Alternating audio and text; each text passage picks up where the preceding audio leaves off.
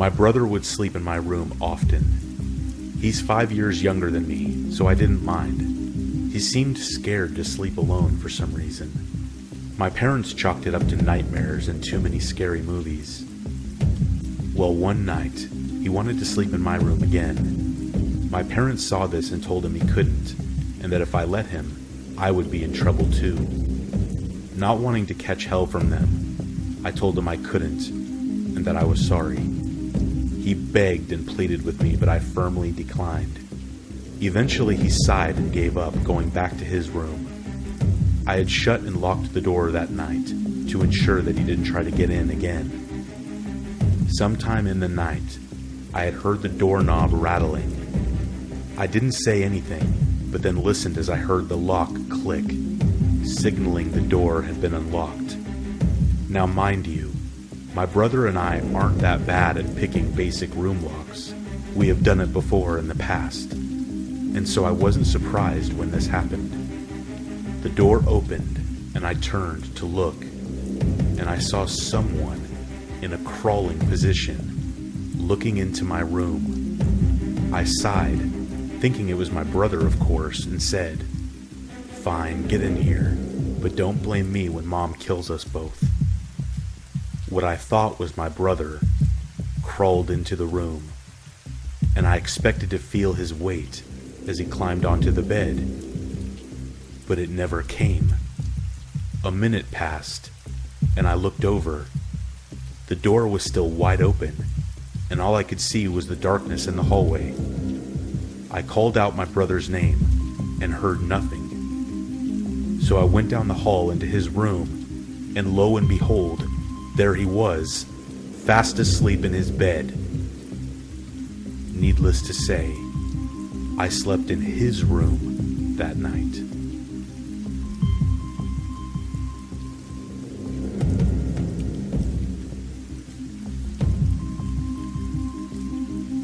This happened to me 5 years ago when I was 17.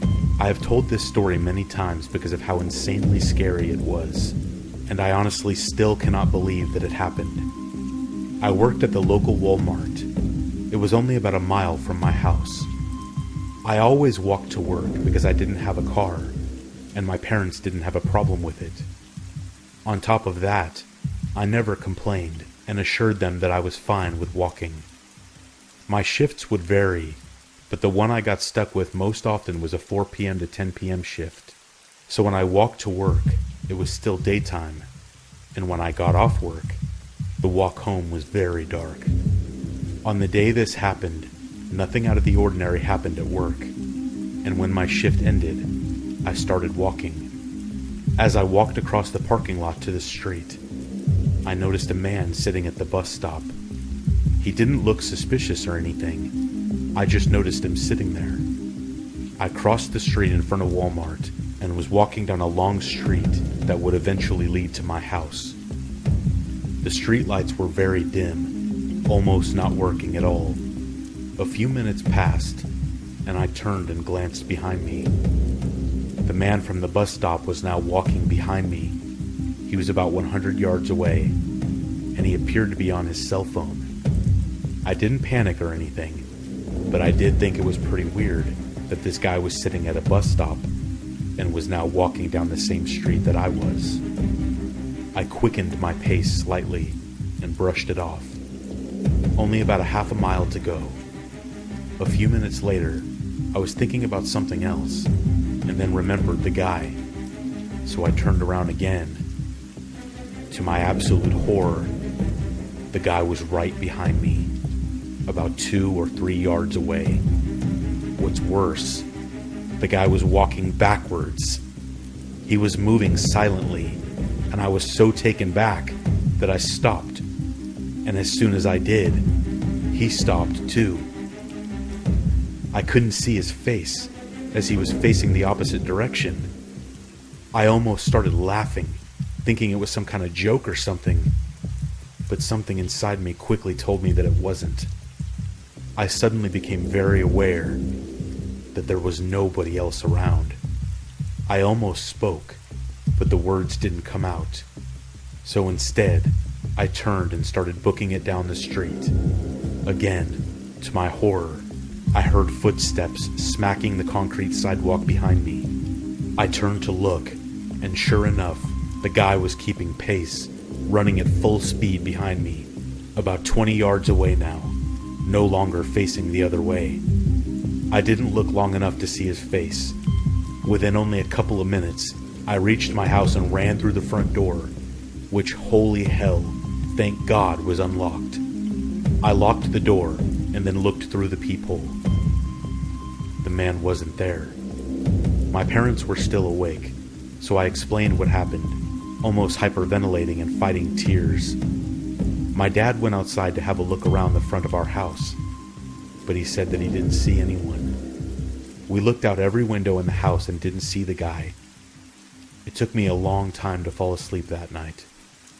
I kept thinking for sure that I would hear a window break at 3 a.m., or I'd wake up to see the guy standing over my bed. But I didn't. I woke up the following morning with nothing else strange happening. From then on, my mom drove me to and from work, and every time she did, I always looked around for the guy, but I never saw him again.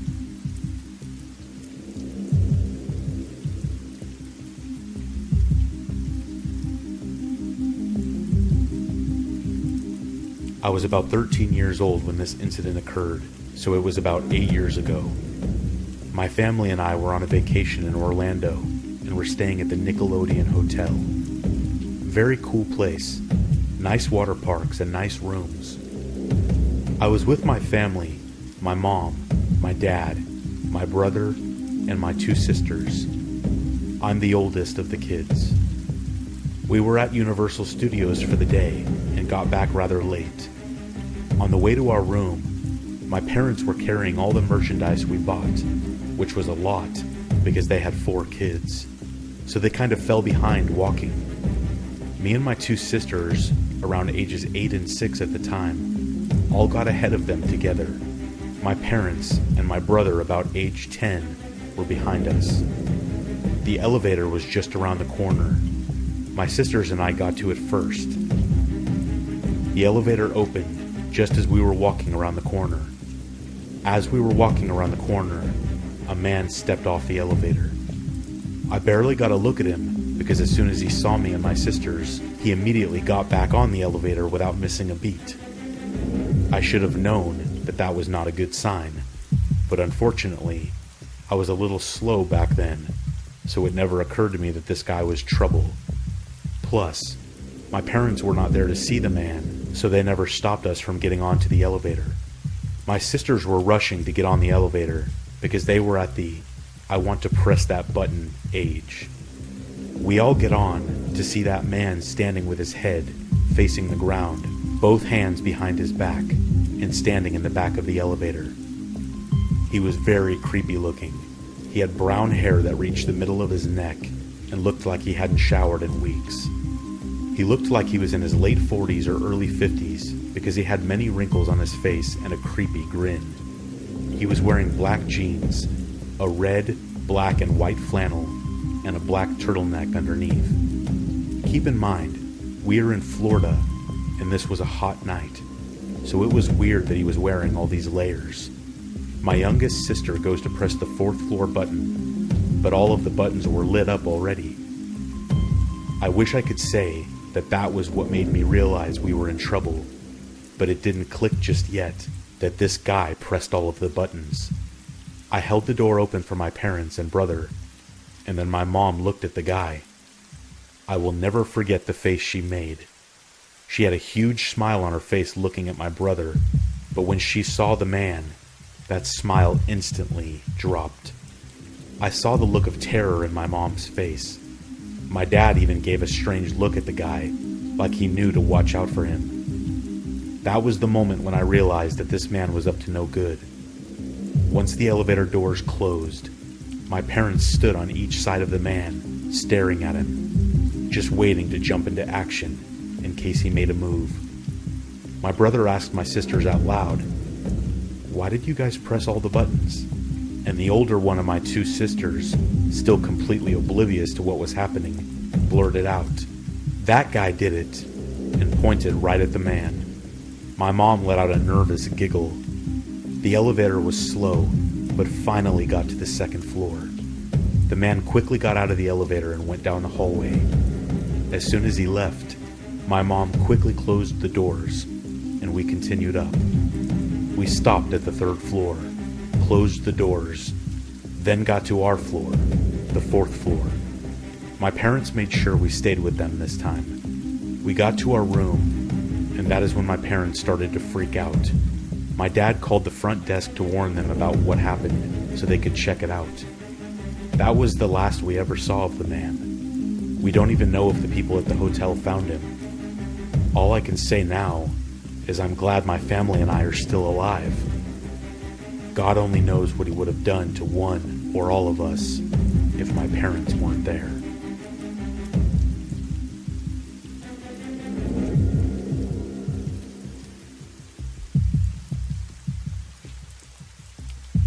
I live in a neighborhood. Well, it's more of a highway with houses at the side of the road. I wouldn't recommend walking since there's no sidewalks. I wish I gave myself that warning 2 years ago. I had some friends with me at the time, a boy and 2 girls. Let's call them Dan, Sarah, and Hazel. We decided to make our little squad of explorers, exploring forests and abandoned structures and such.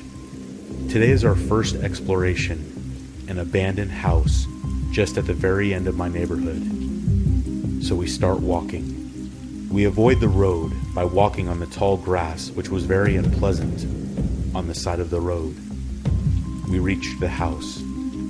I looked up the house a year after we did this and learned that it was built in the 1940s and was owned by a man who abandoned it after having to live in the nursing home. This was the 80s though, and the house had been left alone since. We were outside for a little while, and then Dan said that we should go inside.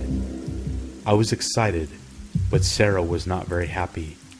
She sat on the moldy wood staircase and had to process everything before she went in. I can't blame her. What if there were squatters inside about to ambush us? We decided to check out the well. It was a stone, round well, which looked kind of like the well in The Ring. There was a piece of old wood covering the top, and Dan decided to be super reckless and stomped on the wood like a maniac. His leg fell through the small opening, and if he would have fell in, we would have been in big trouble. He lifted his leg out of the opening and acted like nothing just happened. I couldn't imagine. He almost fell down a well with what I saw were sharp rocks at the bottom, and he just brushed it off. We got a little carried away and started throwing random stuff down the well. Figurines, rocks, fake flower pots, etc. Then we went inside the house. When we went inside, a very strong odor emitted from the door. It didn't just smell like old house. It smelled like a plumbing accident. It was very gross. But smells aside, we came across a bunch of weird things. Clothes packed in a freezer, a fireplace with dolls inside, an upside-down table. It kind of looked like an art museum. We were very happy to find lots of vintage things inside of every cabinet and drawer. Things started to get kind of eerie. We entered a bedroom, and the roof was caved in. Clothes with stains everywhere. And worst of all, a black ooze was lined across the ceiling. I was going to vomit at this point.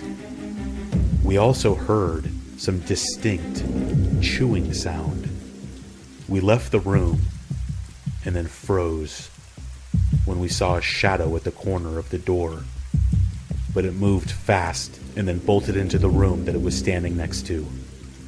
We heard a huff, followed by a cough, which was enough for us to leave the house. But as the dumb kids we were, we stayed on the premises.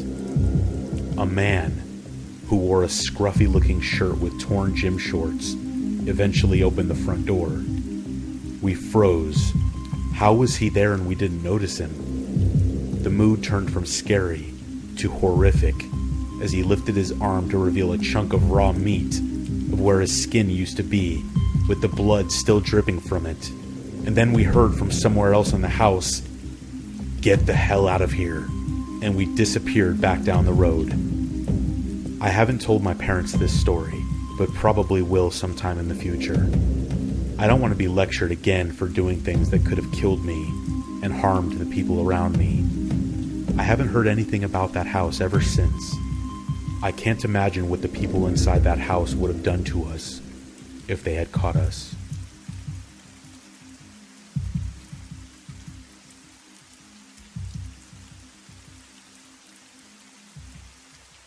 This happened back in the summer of 2016. My old family friend that I have known since elementary school was going on vacation, and his parents asked me to watch their dog and cat while they were away for 2 weeks. They have always paid me well and allowed me to stay at their house, eat any food in the house, and just relax, which was nice. To give an idea of where they live in a country neighborhood. It's not just some house, somewhat close to the countryside. It was an actual neighborhood 2 miles out from town. The neighborhood was decent and quiet, and it didn't seem to have anything odd about it.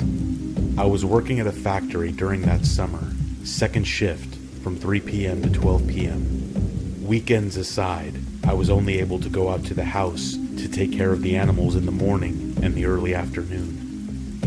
The first creepy occurrence happened only 2 days in. I got off work and went over to the house to let the dogs out. The dogs were outside for about 10 minutes, and after checking everything to make sure the animals' food and water were good for the night, I let the dogs back in and was laying on the couch trying to decide whether or not to stay the night at the house. It was around 12:45 or so, and I was getting tired while watching TV. But I heard something. The house is normally quiet, and the animals do not make much noise, so this sound was weird. At first it was faint because of the sounds of the TV, and it slowly got louder. At first I thought it was one of the dogs doing something, and I realized that it was coming from the bedroom hallway. I was listening closer at this point, and I realized the noise was slow footsteps, and it seems like whoever it was trying to be quiet. By the time I realized this, the person was almost at the end of the hall, walking into the front living room. I was fearing that this was not my tired mind playing tricks on me. It was too clear compared to times that I was imagining things. I was frozen on the couch, listening as the footsteps got closer. The person continued walking through the front living room and stopped in the middle of the kitchen. I was too afraid to move because the person might hear me. It felt like the person was just standing there for 5 minutes, but it was really only about 30 seconds. The person then turned around and slowly walked back through the hallway, and as they walked, the sound of the footsteps faded away and were drowned out by the sounds of the TV. I was trying to convince myself that it was all in my head, and I started to calm down. Then, I heard the master bedroom sliding door to the back deck slowly shut. I was again frozen for a moment, and then checked to make sure the living room sliding door was locked. I saw that it was, and then I quietly went to the knife block in the kitchen and grabbed a big knife to defend myself, and then slowly began to clear the house room by room, because I don't know if the person really left. I should have called the police and told them, but I had no proof, only the sound of footsteps. I cleared each room to make sure that no one was in the house. When I checked the master bedroom and cleared it, I checked the sliding door, the one that I heard shut earlier. The lock was broken. I left the house immediately after putting the knife back and leaving a light on for the animals. I told my parents about it, and they laughed it off, saying that it was just my mind playing tricks on me. But I refused to believe that, because it was too clear to be my mind. The final creepy and scary occurrence happened only 2 days after the last event. I was at the house around lunch, and a little unnerved about the night I experienced a couple days prior. One of the dogs at the time had a peeing issue, where he would get excited and pee himself. I had picked him up to let him outside, and he had peed on my jeans. I was annoyed, but I could clean my jeans, so it wasn't a big deal. So I let the dog out and had taken my jeans off to clean them. I was standing at the counter in the kitchen, scrubbing my jeans, when an old man suddenly walked in from the laundry room and stared at me. He had a creepy smile on his face. We stared at each other for around 30 seconds, and I was glancing at the knife block, knowing that if he tried something, that I needed to get to the knife to defend myself. I then yelled at him, "Who the hell are you?" He's taken back for a moment, and then says that he's the family's neighbor and wanted to see who was at the house, since the family didn't say who was watching the animals. I responded, "How do I know that's supposed to be true? I can call them and verify that it's true if you like." I responded back, "I will call them, and I will put the phone on speaker for you to talk to them." He agreed, and I made the call. I talked to the mother and asked if the name the guy gave me was true and that he was their neighbor. She said yes, and then I put the phone on speaker. They talked, and she apologized to me about the scare and that he won't be coming by again. He wrote down his phone number on a piece of paper if I needed something, and then left. When I take the phone off speaker and talk to her again, she mentions that he had done this to a girl previously, and again promised that it would not happen again. After getting off the phone with her, I was thinking about the event and the previous one. I can only guess that it was the old man that had walked through the house that night. Even though he may not have done anything or had any bad intentions, both of them were very creepy experiences.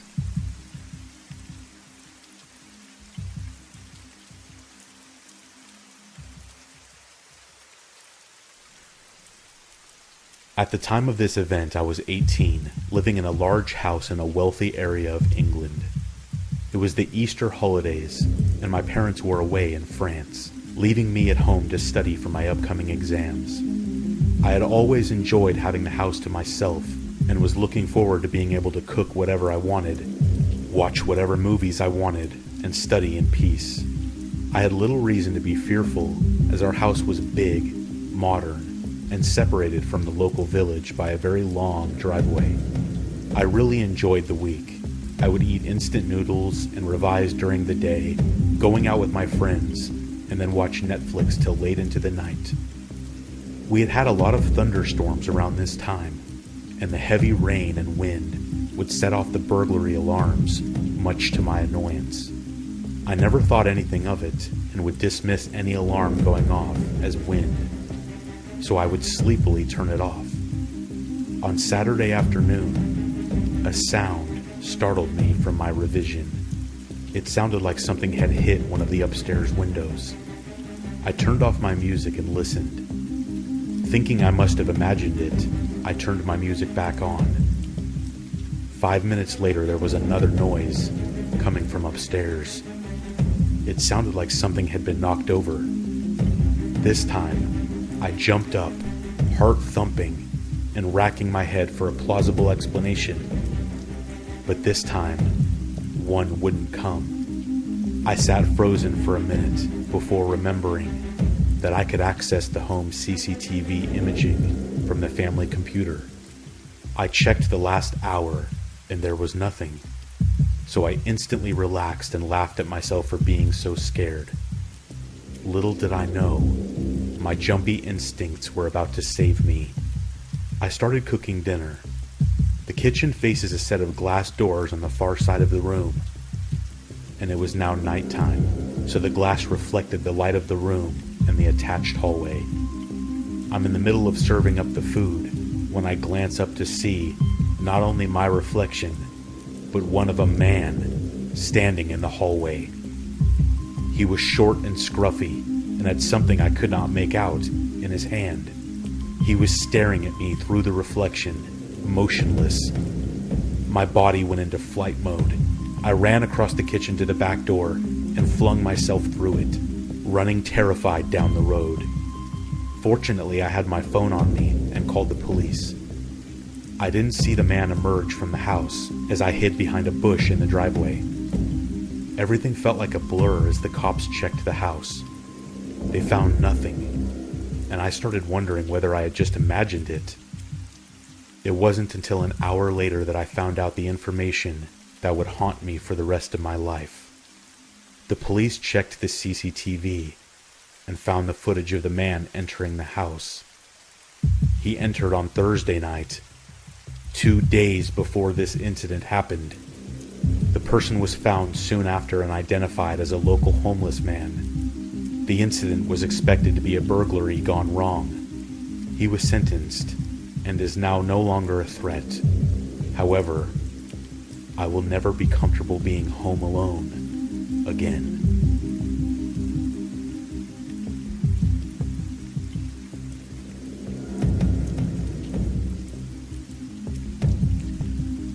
It all started and ended the day after I took my last final at this community college. I don't know if he was a stalker or if it was a break-in gone weird. So from the beginning, I was so nervous that I was going to fail this one class and was not going to be able to receive my AA degree. Later in the day, I was out at the pool at my apartment complex with some friends and my roommates when I checked my phone and saw that I passed my class. I got so excited, I told everyone we were celebrating because I was the last one to have a final. It was 3 days before I got to walk and graduate with this degree that I had decided we should have some fun before we all went our separate ways. As it got later into the night, we decided not to go out and to stay in. We invited a couple more people over and went on with the night. Around 2 in the morning, people started to leave and head to bed, and the only people left were my 2 roommates, both of the people they were dating, and one other friend. We were still messing around, and because our apartment was on the first floor and next to the pool, we went to go night swimming. As soon as we were done with that, I was ready to just hang out and be inside for the rest of the night. My roommates and the other friend all left to go somewhere else for a while, which was fine. Nothing out of the ordinary for me to be home alone. I got some food and went to my room to hang out until they got back. The way my room is set up in our apartment, it's all the way in the back, farthest away from the front door and the patio door. My room is behind the kitchen, and you'd have to go through the whole apartment to get there. Because our apartment was in the front of the complex and near the pool, it was near the front gate at the time. The gate was left open because it was broken. I have never had an issue with living this close up front until this night. My room was one big window, and you can easily see inside my bedroom when I don't have the blinds or curtains shut. I had a closet with mirrored doors, which if you look in through the window, you can see every part of my room in it. So while I was waiting for my friends to get back, I fell asleep. The last time I looked at the clock, it was 3:30 in the morning. Also, a key part in this story, my bedroom light was on when I went to sleep. The next time I woke up, it was around 5:30 a.m. There were slow flashes going off, like there was a strobe light on in the corner of my room. I woke up really confused and thought it was my friends coming back to mess with me. Once my eyes got more adjusted because the room was now dark, I realized in fact that it was not my friends messing with me, but a man who was at least 6 foot tall, wearing a green hoodie, standing in the corner of my room by my closet, holding a phone up taking pictures of me. I don't think he realized I had woken up, and when reality sunk in, I said, "What the hell?" And instead of coming at me or running out of my room, the man put the phone down and walked out of my room, not saying anything and not in a panic at all. Just walked out. Me, being dumb, ran after him, yelling, "Hey!" I tried to follow him out, but once I got to the front door, I didn't see him anywhere. I ran back inside and woke up all my roommates, asking if they were messing with me. When they said no, I called the police. I looked around my room and saw the only thing missing was my laptop. The weirdest part about that was the fact that my laptop was in the farthest part of my room, and outside in the kitchen on the counter was 3 other laptops, 2 wallets, and a $300 speaker. but the only thing missing from the whole apartment was my laptop. Later on, I found out that the front door and the patio door were never locked that night when everyone got back, and that the police couldn't find the guy or my laptop. What made things worse was that the SIM disk from my camera was in the laptop, so all my personal photos from that camera were now accessible to this guy. Some things I saw a couple days later while I was getting ready to move out freaked me out even more. Like I said earlier, if you looked in my window, you could see my closet mirrors and see just about my whole room. One thing that was super noticeable was my tapestry. It was a very distinct and different kind of tapestry. It had two wolves howling up to a moon and is all black and white. One day when I was packing my car, it was getting dark, and I happened to look up. I noticed in the apartment above mine through the blinds on the wall was the exact same tapestry as the one that was in my room. In the end, the guy was never found, and I never saw his face, which freaks me out to this day, and I hope I never come across him again. I never got my laptop back, and never found my SIM disk to my camera.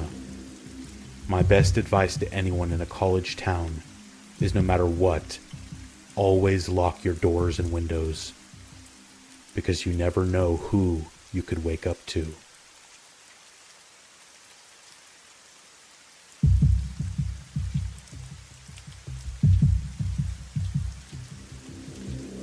When I was 12, I attended summer camp to learn how to ride horses. We were going to be away from our parents for 4 or 5 nights. I was really excited because I always wanted to learn how to ride a horse due to my love for animals. But I was also nervous about being away from my family and around strangers for that long. Most of it was amazing and everything I dreamed of.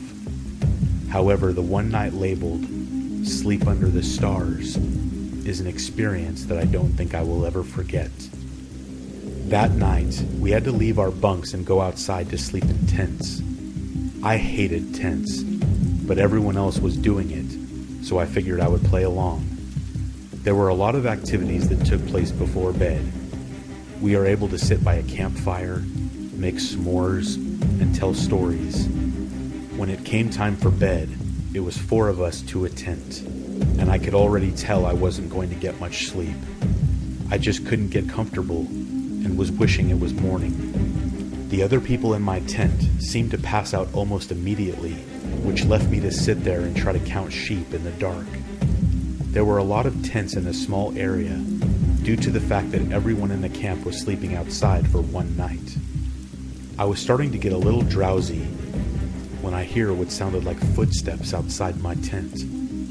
I was right near the mesh window of the tent because I tended to get hot and was hoping the cool breeze would help me sleep.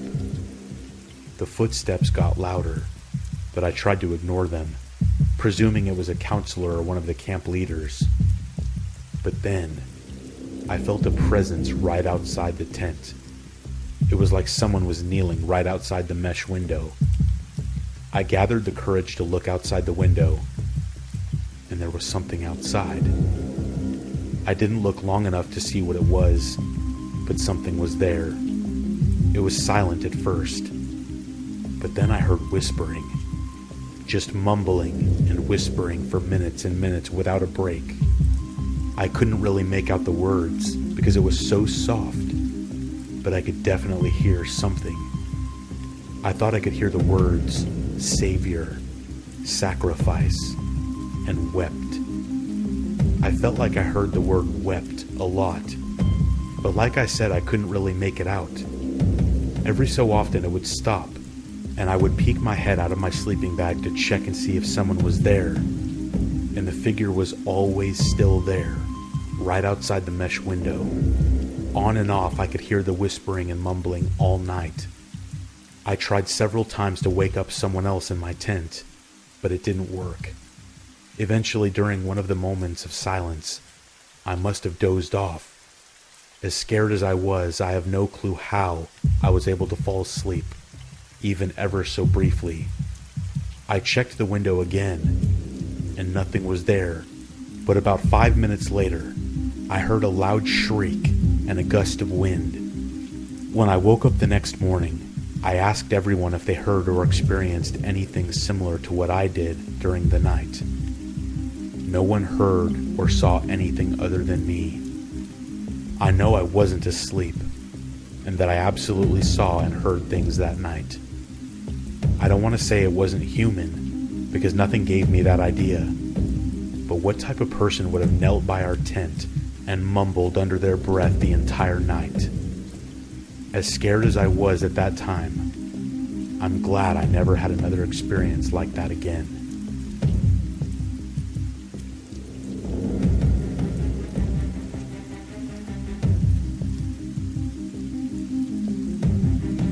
So the events of this story happened to me several years ago during the last vacation my family and I ever took during summer break. Every year we used to drive a couple of hours away from my hometown to a beautiful tourist area near the ocean with lots of great seafood. This year was no different, but we decided to leave in the middle of the night when my dad got out of work so that we could be there by 7 a.m. and have the entire day at the ocean. The first part of the trip was great. I slept for a little bit, as did my sister and my mom. I live on the northeastern coast of the United States, and for a huge stretch of that trip, it is just trees and mountains. Of what I could see, it was actually very relaxing and soothing to try and sleep to. A little after 3 a.m., I was woken up by my dad, who kind of loudly shouted some curse words. I asked him if everything was okay, and he said in an almost nervous voice, "Yeah, honey, go back to sleep." Without asking any other questions, I closed my eyes, and almost immediately after, my eyes were open again, because my dad swerved the car so erratically, I thought my sister was going to go through the window. This is when things started to turn for the worst. My mom woke up and yelled at my dad, and that's when we found out what was happening. My dad had told us that there had been a Jeep of some kind behind us for about an hour. They were riding our tail, and every time my dad switched lanes, they would as well. This was a time before cell phones were popular, so we couldn't just call the police. We decided to stop at the next rest area and call the authorities. We saw a sign that said, "Rest area 2 miles." That seemed like forever away, now that we knew that whoever this was really messing with us. And if they had truly been following us for an hour, then this was more than a joke, and definitely somebody who intended to harm us. 2 miles came, and we pulled into the 24-hour rest area.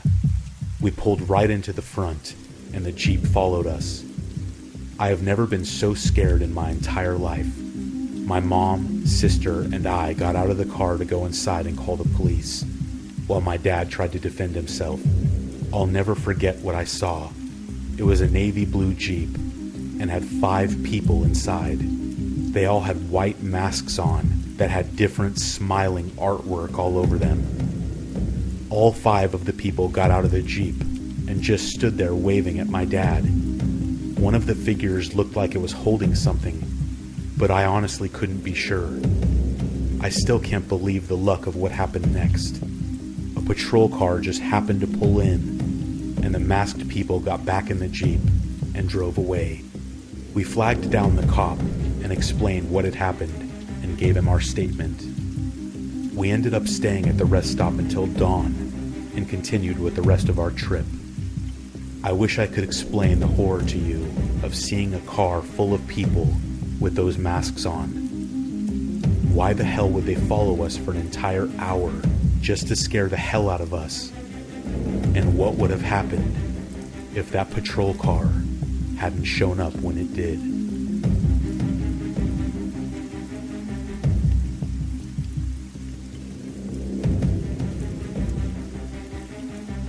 This happened between 1989 and 1990, and I was about 8 years old.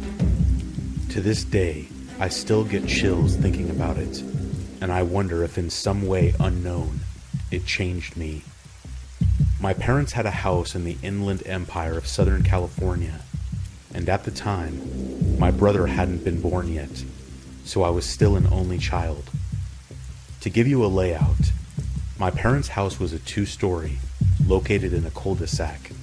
On the bottom floor there was 2 bedrooms, a bathroom, the living room, and the kitchen. The second floor was just the master bedroom and bath. All you could see from the street was the garage and one of the bedroom windows on the bottom floor, and the window of my mom's bathroom on the second floor. To get to the front door, you had to walk along the cement pathway that ran along the side of the house. The backyard was beyond that point.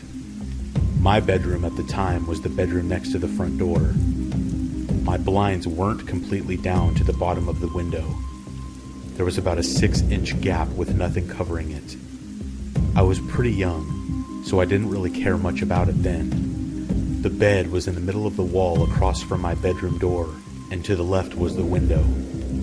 According to my mom, this all happened right before midnight. My mother was asleep in her room upstairs, and my dad was a police officer that worked nights in another city. I was fast asleep in my room, and out of nowhere, I suddenly awoke, looking up at the ceiling. I don't know what woke me, or if I just popped awake on my own. After my eyes adjusted to the night lights of my bedroom, I sat up and started looking around. All of a sudden, something caught my eye at the window, in the gap.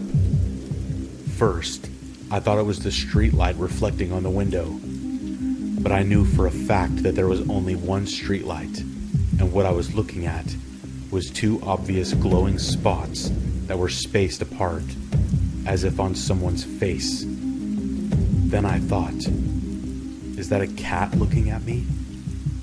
And yes, I vividly remember thinking these things, trying to debunk this at 8 years old. I had remembered then that my cat Chelsea's eyes would reflect at night, but this looked different. The cat's eyes would almost have different colors when reflecting. These were 2 very solid, bright, white, glowing eyes, looking straight at me. I just stared at them frozen, trying to make sense of what I was looking at. I couldn't see a face at all. The eyes were just so bright that nothing else stood out. That void, or face, around the eyes looked blacker than the night. I thought again, if this was a cat, how was it looking through my bedroom window, which was at least 4 feet from the ground? This is the moment the creepiest thing happened, and it will forever be burned into my brain. I got off the bed and got on my knees to get a closer look at this so-called cat, when at this moment, the faceless pair of glowing white eyes begins to slowly and steadily tilt to the side. Eyes still locked on me, not blinking once. The feeling of dread and fear shot through my body. Completely terrified, I bursted into tears immediately and ran down the hallway, through the living room, and up the stairs to tell my mom. Although I was going as fast as I could, it felt like it took forever. When I got to my mom, I was so upset, I couldn't get any words out. Tears were streaming down my face, and my mom was becoming seriously concerned at this point. She was able to calm me down just enough for me to get out the words, "Someone, something, in my window." "Are you sure?" my mom asked. I cried out, "Yes." She didn't even go to look. She just called the police. I don't remember the time it took for them to arrive, or what they said, because I was so exhausted. I finally fell asleep in my mom's bed. I do remember faintly waking up to a knock on the door, and then my mom going to open it. The cop speaks to her, and I hear her say, "Okay, thank you, good night," and she shut the door. "Did they find it, Mom?" I asked, half asleep. "No, honey. He said he couldn't find anyone." It's safe to say that the next day my whole window was covered. Fast forward years, and I'm in middle school now. Every now and then I would think about that night. Sometimes I wondered if that moment was real, if those eyes were really there. Those unforgettable white eyes. One day a random thought came up, and I asked my mom if she remembered that night. She told me, yes, of course. Why? I don't know, just wondering, I guess, I said. Then my mom proceeded to say, well, I never told you this, but when the deputy came out that night, he told me they made it a priority to go to our house as soon as they could, because not very long before I called 911, they received another call from someone else reporting that someone was looking in their window in our neighborhood. Hearing that sent chills down my spine, and to this day I wonder who or what was looking at me that night.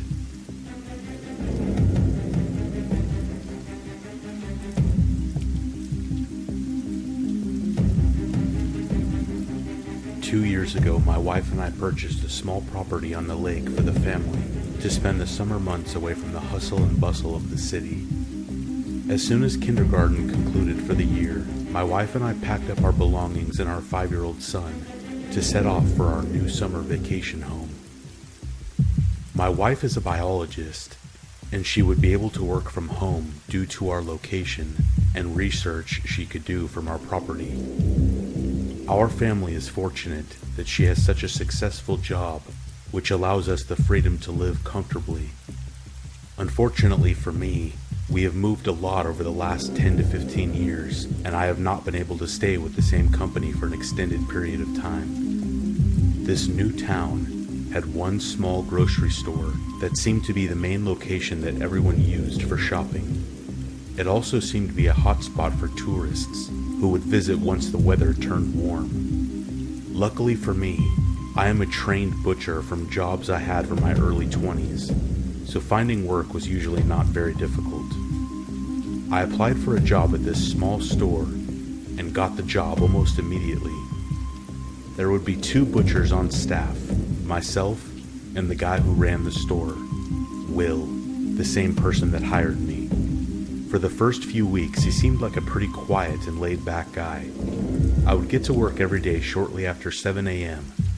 He never really cared that I was usually 5 minutes late. He was about 6 foot tall, greasy black hair, and a huge nose. He had really small, green, beady eyes. His voice was really low and rumbled a bit when he talked, and he had baby-looking teeth. Like when he smiled, you could see a whole mess of teeth. After the first few weeks is when I noticed things started to get a little odd. His temper would get out of hand, and he would explode on me, seemingly out of nowhere, and then 5 minutes later be totally cool again. It didn't really bother me too much because he was technically my boss, and I just assumed maybe he had some kind of anger issues. I'm not one to judge. After these first few weeks of little outbursts, they began to get more uncomfortable. He would start saying things like, "You better get this done when I leave, or you'll be sorry," or mumble things like, "Sometimes I think you'd be more helpful to me if you were dead." This stuff made me uncomfortable, but again, I just assumed that maybe that's how he managed. I've met a lot of old butchers during my time in this business, and some of them are really intense individuals, so I figured this was one of the same. Fast forward to a day when I showed up to work 15 minutes late. I got caught in a traffic jam, and unfortunately, there isn't really alternative routes to get to the store. I showed up, and Will was just standing in the meat cooler staring at me. He had a black apron on, covered in blood from cutting all morning, with the huge butcher knife still in his hand. I tried to apologize, and before I could speak, he put his hand up to silence me, and said in his deep voice, "This will be the last time you're late. The last person to disrespect me." And he kind of paused for a moment and looked down to the ground, and then finished by saying, "Never mind. Just don't be late again." The next few days he was very quiet, like something was bothering him, but to me, it was great not having to hear him complain about everything. He left early one day, and told me to just make sure I cut a few extra things and to clean the meat room. It was about 7 p.m. and I was about to call it a night and head home until I noticed something. In the back corner of the meat cooler, we had what was called bone cans. This is a waste can where you dispose of the bones and trimmed fat. Coming out of the bottom of one of the cans was a small pool of blood. Now, ordinarily, this wouldn't be a huge deal because I see this a lot with my job. But this pool looked fresh and the smell was real bad. I tried to move the can and it was much heavier than it usually was. They get picked up once a week, but this week they were a day late for some reason. I took the lid off and almost passed out due to the smell. I also noticed meat in there that was a strange color, and again, a lot more blood than usual. I put the lid back and left that night, trying to figure out what the heck was in that can and why it smelled so bad. I've been in this business for a long time, and I've smelled bad meat before, but this was so bad. The next day I came in, and Will was standing in the cooler again, and he looked very angry. He came at me with a crazed look in his eye and knife in hand and said, "What do you think you saw in that can?" He started to poke my chest with his finger and say in a really hostile and defensive voice, "Come on, pal, tell me what you saw. I know you were digging. Just tell me what you think you saw." His voice started to turn into a yell, and this is where I decided to call it quits. Once you put your hands on me, I'm done. The crazy thing is, I don't even know how he knew I looked into the bone can. Maybe I left the lid ajar? I couldn't remember. I left and he actually followed me to my car. Not to apologize, but to keep on hammering me about the bone can. I drove off and looked in my mirror, and he was standing in the parking lot, still yelling at me. Now, the reality is, I didn't actually dig or even look in the can longer than a few seconds. I drove home immediately, and my wife, of course, supported me and was happy to let me just spend the rest of the summer break with my son being a stay-at-home dad. About a week after the incident where I quit, I was awoken in my recliner in my living room close to 4 or 5 a.m. in the morning. I was woken up by lights outside that had driven by the property. My wife was already gone for the day, and my son was sleeping. All the lights in the house were off, and I made my way to the window. There was a massive red pickup truck parked outside my house. Now, the scary part is there was nobody inside the truck, and even though I couldn't make out a lot of the details, the truck looked like the one that was always parked outside of the grocery store. Will's truck. I went into my son's room and stayed there awake for the rest of the night. At about 7:30 a.m. I looked outside and the truck was gone. For the next few nights I saw that truck driving around the block, but couldn't see the driver. I told my wife what I had been seeing, and she recommended that perhaps we go back to the house in the city, as her current project was almost done. A few weeks after being back in the city, I needed to head back out to the lake to grab some of the items we forgot. When I got there, one of our windows was broken, and things were tossed around like someone had been inside the property. I did report this to local authorities, mostly to document the damage that had been done to the property.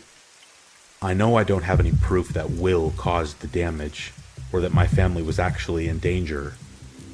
I just know something was off about that guy, and I think next year we are planning to sell that property and find something much further away from that area.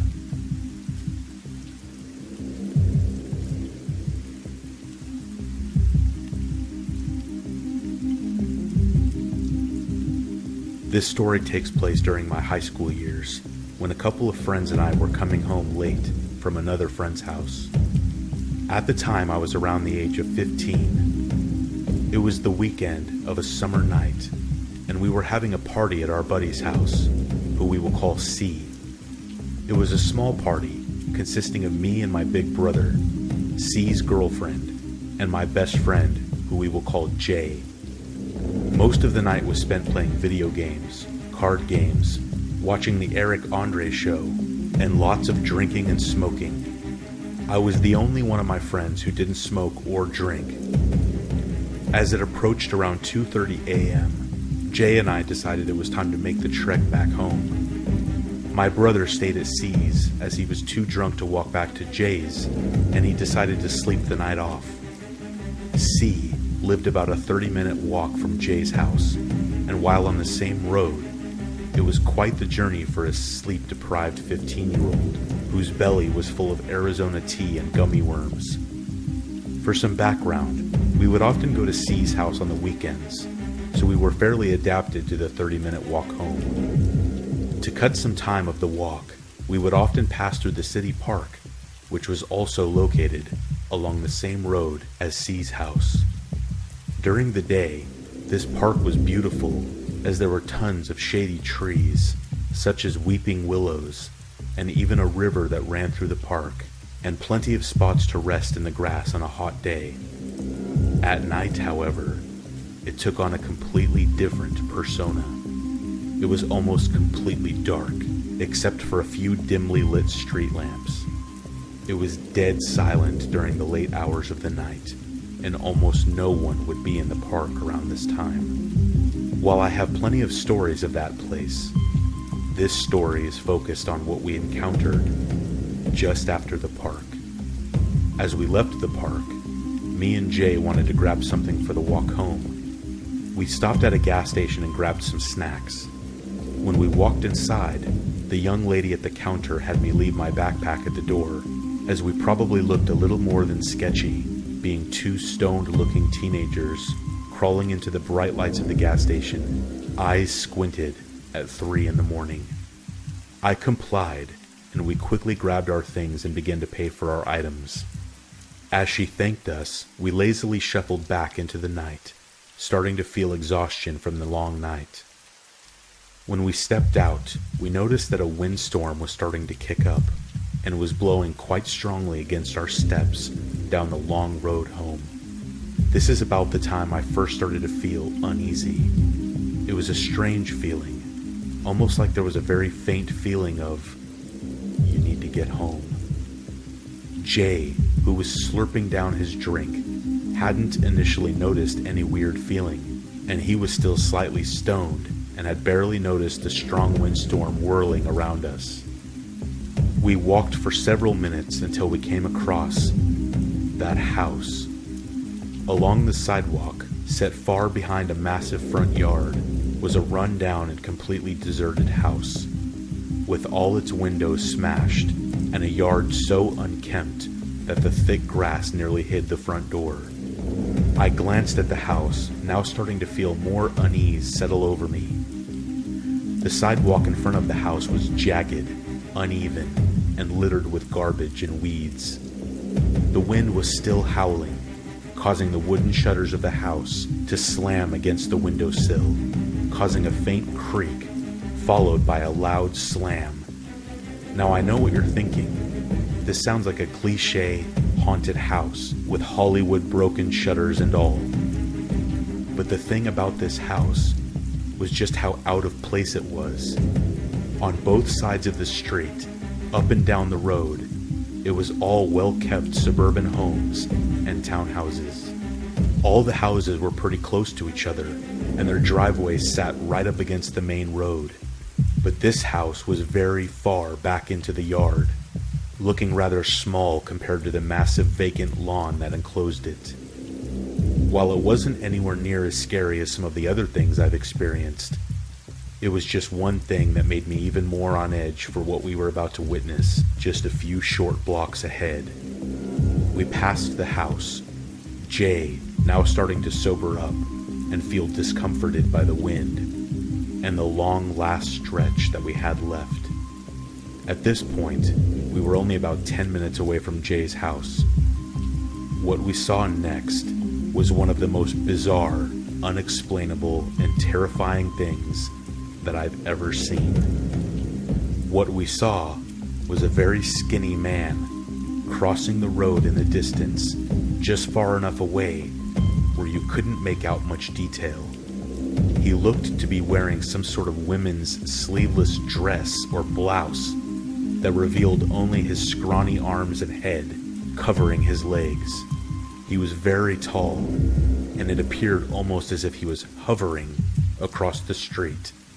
When we saw this, Jay and I were immediately freaked out, as we haven't seen any cars pass by at all, or any people outside whatsoever since we left C's. We stopped in our tracks and we just watched this man slowly hover from one side of the street to the other. We saw him walk into a small parking lot of a business building, and he did not come back out. We used this as an opportunity to speed walk down the street and make our way to Jay's house. We stood there in fear as we stood in front of Jay's house, staring into the darkness, as the house was almost completely black as all the power had gone out, and about 3 car alarms were going off somewhere nearby. The wind must have knocked the power off. However, this was very terrifying, as after we encountered on the road just behind us, it was this moment that my gut dropped. Shit. Jay, I left my backpack at the gas station. I felt gut-wrenching dread as Jay looked at me, visibly scared. We both didn't want to go back, but we didn't want to venture through the pitch-black house either. So we decided to turn tail and run back to get the backpack, which held most of my belongings, including a PS3 that I had brought over to C's house. By this point, the wind was violent. We did not see the mysterious figure appear, luckily, but it would not last. As we neared the gas station, we came across that damn house again. This time, I kid you not, the wind stopped as we passed the house. It was dead silent just like that, and I could feel the same uneasy, dreadful feeling wash over me as we passed the house again. Something in my gut told me, do not look at the house. Do not look at the house. Just as we almost passed it, my heart stopped as I heard the wind suddenly slam shut the front door of the house, and we started sprinting to the gas station. I ran inside, the lady at the counter unfazed by our panicked looks, and I told her I forgot my bag. By this time, it is approaching 4 a.m., and we just wanted to get home. Jay asked if the lady could give us a ride home because we saw someone following us, but she said, "No, I can't leave the counter unattended. I'm sorry." She could now tell we were pretty shaken up and asked if she needed to call the police. When she said that, reality started to creep in, and we started to come to our senses. Jay politely declined and said that we would be all right, and we walked outside and looked at the time on our phones. We tried to talk ourselves out of what we just experienced, trying to chalk it up to us getting spooked over nothing. That the man crossing the road was probably just some crazy person who was lost. That road is known as a hotspot for crazies, as it covers from downtown of my city all the way to the end of the city, making it easy for transients to get from one point to another. We calm ourselves down and start to head back, still jogging as we want to get some rest before the sun comes up. Now this is where it gets really scary. We run past the house, this time on the other side of the road with no issues, but that man reappeared, this time not too far behind us. He seems to be speed walking, coming directly at us in the middle of the road, but he almost makes no movement, and you can only see his dress moving with the wind. We start to run, and the man follows, but it seems he disappears for a few blocks, and then reappears behind us again. We finally make it to the house, and the power is still out, but we full-on sprint through the front door as the man is now right behind us. Being too scared to look behind me, I hear his footsteps scrape on the ground. It sounded like he was wearing sandals. I grab a quick glance over my shoulder as we run through the door, and I see he is no longer pursuing us. I felt a wave of relief as we finally made it inside, and we locked the door and shut off all the lights and closed the blinds. We light a candle in the kitchen, almost too scared to sleep. We look at each other and just start laughing hysterically about what had just happened. We were so freaked out by whatever the hell that man was that was lurking around in a dress at 3 a.m. in the middle of the suburbs. We just had to laugh about it, or we would be up all night talking about it and imagining the man peering through the windows of Jay's house. We got great sleep that night, and we told C all about it the next day. It was such a weird experience that to this day, I still have no idea what I witnessed. This man was almost supernatural in the way that he moved and what he was wearing, that I sometimes feel like only I truly saw what was happening that night. Either way, I hope I never meet that man wearing the house wandering the streets at 3 a.m. ever again.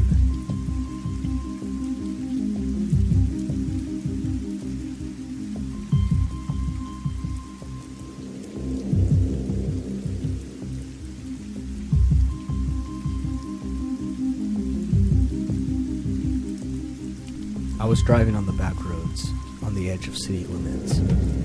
It was dark, no lighting at all, a few rest stops here and there. I was meeting a woman off of Craigslist, already feeling a bit nervous. I was going pretty fast, no other cars in sight. Out of nowhere, I see a guy running across the road. He was already almost right in front of my car. It looked like he was getting chased by another guy, who I didn't see until I swerved to avoid the first one while braking hard. My car went kind of sideways and hit the second guy pretty fierce, not at full speed. I heard a loud thud, but didn't actually see him get hit. My car ended up on the side of the road. The first guy seems to have kept running out of sight. He wasn't there when I got out. This was a huge red flag for me, but I just hit somebody and was worried I had killed them. I was shaky and had that sinking feeling in my stomach. I ran towards the guy who was on the floor breathing heavily. Thank God he was alive. I asked him if he was okay. He didn't respond. He just kept breathing really hard. Then I took out my phone to call 911. As I was typing the number, that's when I just heard him say, "No, don't call anyone. Don't call the cops." He said it pretty alarmed. So I just looked over at him with my phone in my hand with the flash on. I asked him if he could stand. He got up slowly with a slight limp, with my light shining on him. I could see his clothes were all tattered, and he was wearing 2 layers of clothes with a jacket, now torn at the arms. He had blood on his arms, I guess from when he landed on the ground. He said, "I'm fine. Do you have any cigarettes?" I said, "Yeah, let me go get them." I had a pack in my glove box since forever. I was an occasional smoker and only smoked with my coworker, but not in a while. We walked over to my car and I got the cigarettes and I handed them to him. Then I put my phone on the charger. The car was still on. As I did, he asked for a lighter. I said, "Yeah, hold on, let me look for it." While lighting his cigarette, that's when I asked him, "Who was the other guy?" He said, "Someone stole my backpack from me when I was sleeping." Oh, okay, he was definitely a homeless man. I felt so bad. I started pulling out my wallet. I wanted to give him all the money in my wallet out of guilt. He looked fine now, minus the blood-scraped arms, and his breathing had gotten normal. While pulling out my wallet and asking, "You sure you don't want me to call an ambulance?" That's when I felt the sharpest pain rock my face. I saw all blurry for a couple of seconds. I started stumbling. My body felt like I was about to fall over. I was dizzy. When I came to, I saw my car pulling away and driving off. He punched me and took off, left me with a pretty bad headache. I stood there in shock for what seemed like an eternity. I reached for my phone out of instinct. Then I remembered I left it charging. Crap. I reached under my jacket to see if my gun was still on me. I felt relieved when I felt my gun on my side. Okay, good. At least I'm not out here defenseless. I kept walking down the road endlessly, hoping to find somebody. I'm pissed off and I'm scared at this point. A few good miles later, I see some lights. As I get closer, I see it's one of those public restrooms, with nothing else in sight. but that's good, there might be a payphone. Now what do I see next? I couldn't believe my eyes. There's a car that looks just like mine parked right out front. I take a peek. The guy that took my car is asleep. Looks like he cleaned his arms off. No jacket. That moron, he could have kept driving, but I'm glad he didn't. I took out my gun and tried to open the door. It's locked. I tried all the doors, but they were all locked. I didn't want to wake him up by banging on the car, because I was afraid he was going to drive off again. I looked all over the ground. Nothing to break the window. So I holster my gun, take off my jacket and wrap it around my hand. I smash through it, glass spilling everywhere. The guy jerks awake and starts fumbling around. All the while, I drop the jacket and rapidly unholster my gun again. I'm pointing my gun right at his head. He says, "Please don't shoot me," instead of saying sorry for what he did. I tell him to get out of the car and walk towards the wall with his back turned. So I backed up and he complied. I tell him not to move, and then I ask him where my keys are. After I get my keys from him, I drove off, with glass all over my car. I never called the police because I had hit him earlier, and then because I pulled a gun on him. I was scared and worried about the legality of it. Also, I had bought it from Arms List, but the seller never signed the bill of sale. Only I did, so I was sketched out about that as well. Last thing I need is them checking out my gun after he tells them about it, and finding out the guy who sold it to me reported it as stolen. I probably would have been fine calling them, but I was worried, and I never met the Craigslist girl. I ended up only just going home.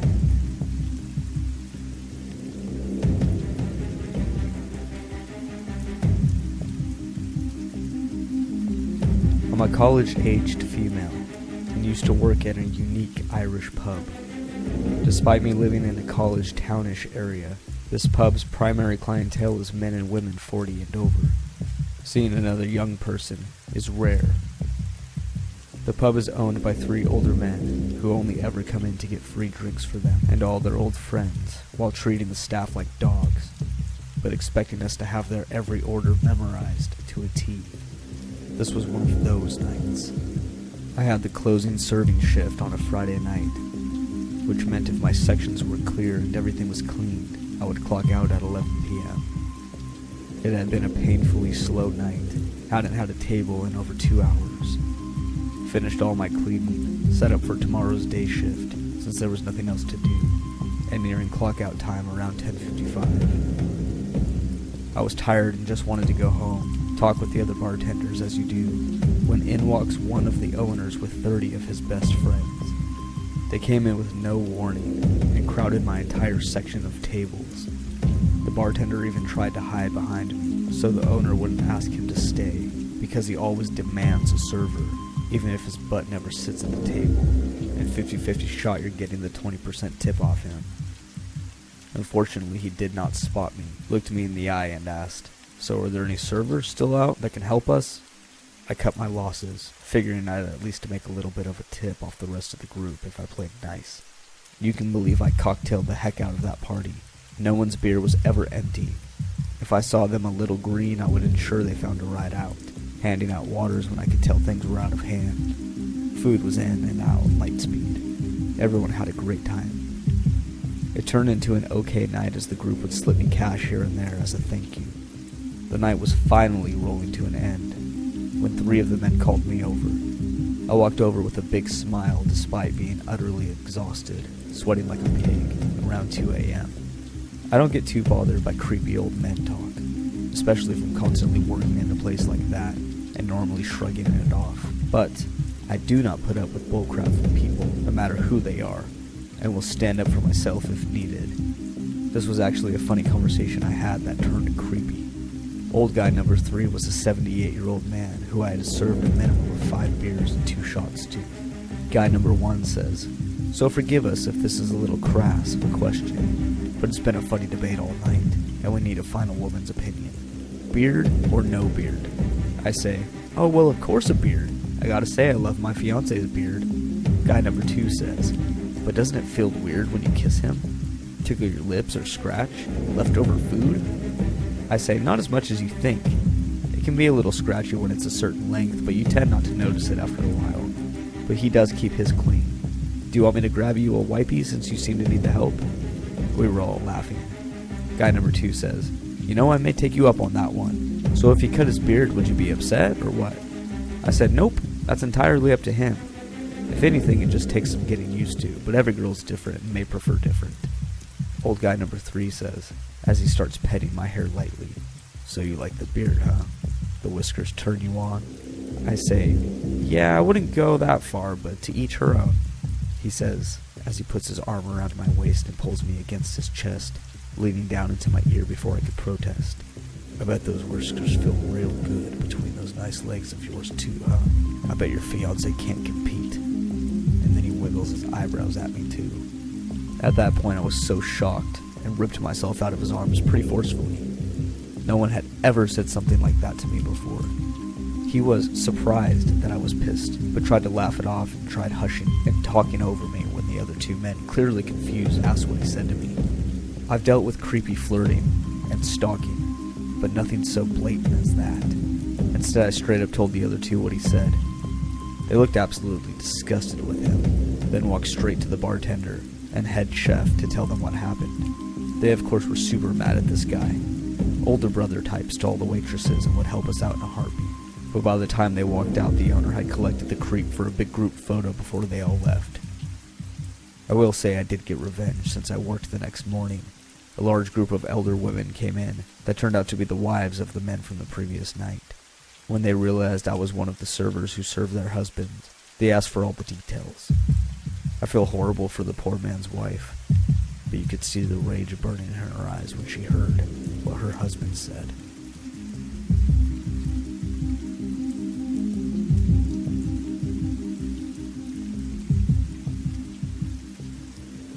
I'm turning 22 at the end of the month, and this event happened almost a decade ago. Yet I still remember it so clearly. I still think on it often and bring it up to my family, as uncomfortable as it makes us. It reminds us on how dangerous the world really is. As a little backstory, growing up I'd always had extremely fair skin, blonde hair, and light eyes. The kind of thing that specific creeps unfortunately go for. When I was just around the bend of becoming a teenager, my older sister, who's 8 years older than me, was in the military and had been gone for quite some time now. However, she was finally coming back home to good old USA soil, a few states away at a base in Kentucky. My parents and I were excited and planned to leave for the weekend, so we could finally go and see her for the first time in years. It would only be a few days, but we were happy regardless. We ended up seeing her, of course, and had a few days to be able to go out to eat, open her accumulated Christmas presents, and go to a nearby mall in proximity to the hotel that we had been at. I've never seen someone so happy to just wear normal civilian clothes. Right from the get-go, our last night together felt odd as we walked this mall. Just one of those creepy vibes you get from an unfamiliar area. It wasn't too long until closing, and at this time frame malls closed at around 10 p.m. I'm sure you know what happens at malls. You go in and you look at everything. The 4 of us came across the last store we would be stopping at for the night before leaving. We walked in, and it's not particularly a store we'd go into, expensive streetwear clothing. Like the pesky 12-year-old I was, I go back and forth pestering my mom and dad, walking around the store as my sister looks around as well. Suddenly my sister walks over to my mom, as I'm near my dad, and whispers something to her. A man with a most defined black mustache I remember had been tailing us and doing the typical retail routine. "Hi, is there anything I can help you with? Can I help you find something?" But he's being too persistent, and only asking my dad these things. The man didn't speak broken English, but his accent was incredibly thick. Perhaps Indian or Turkish, we think. My sister and mother walked out of the store, and keep eyeing back at my dad. The "alright, let's go now" look. Now me being 12, feeling even worse vibes. I don't understand why my mom and sister are wanting to leave so bad, but I start to catch up to them regardless. As my dad starts noticing us leaving, he begins to walk out as well.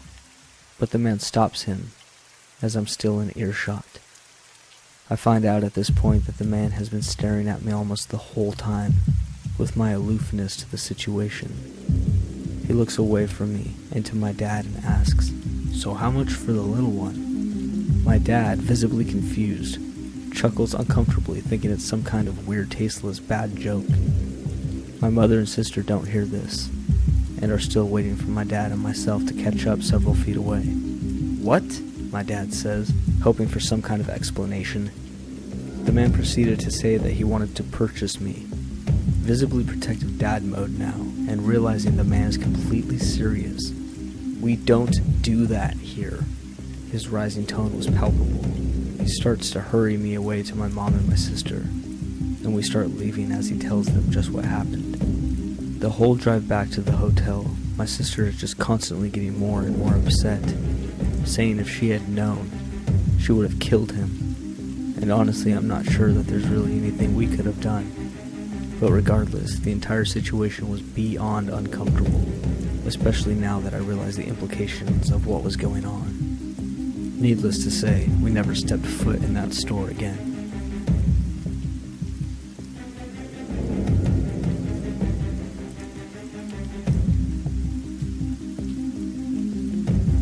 Years ago, when I was a teenager, my friend Justin and I would often go longboarding at night, as my friends and I were quite the night owls.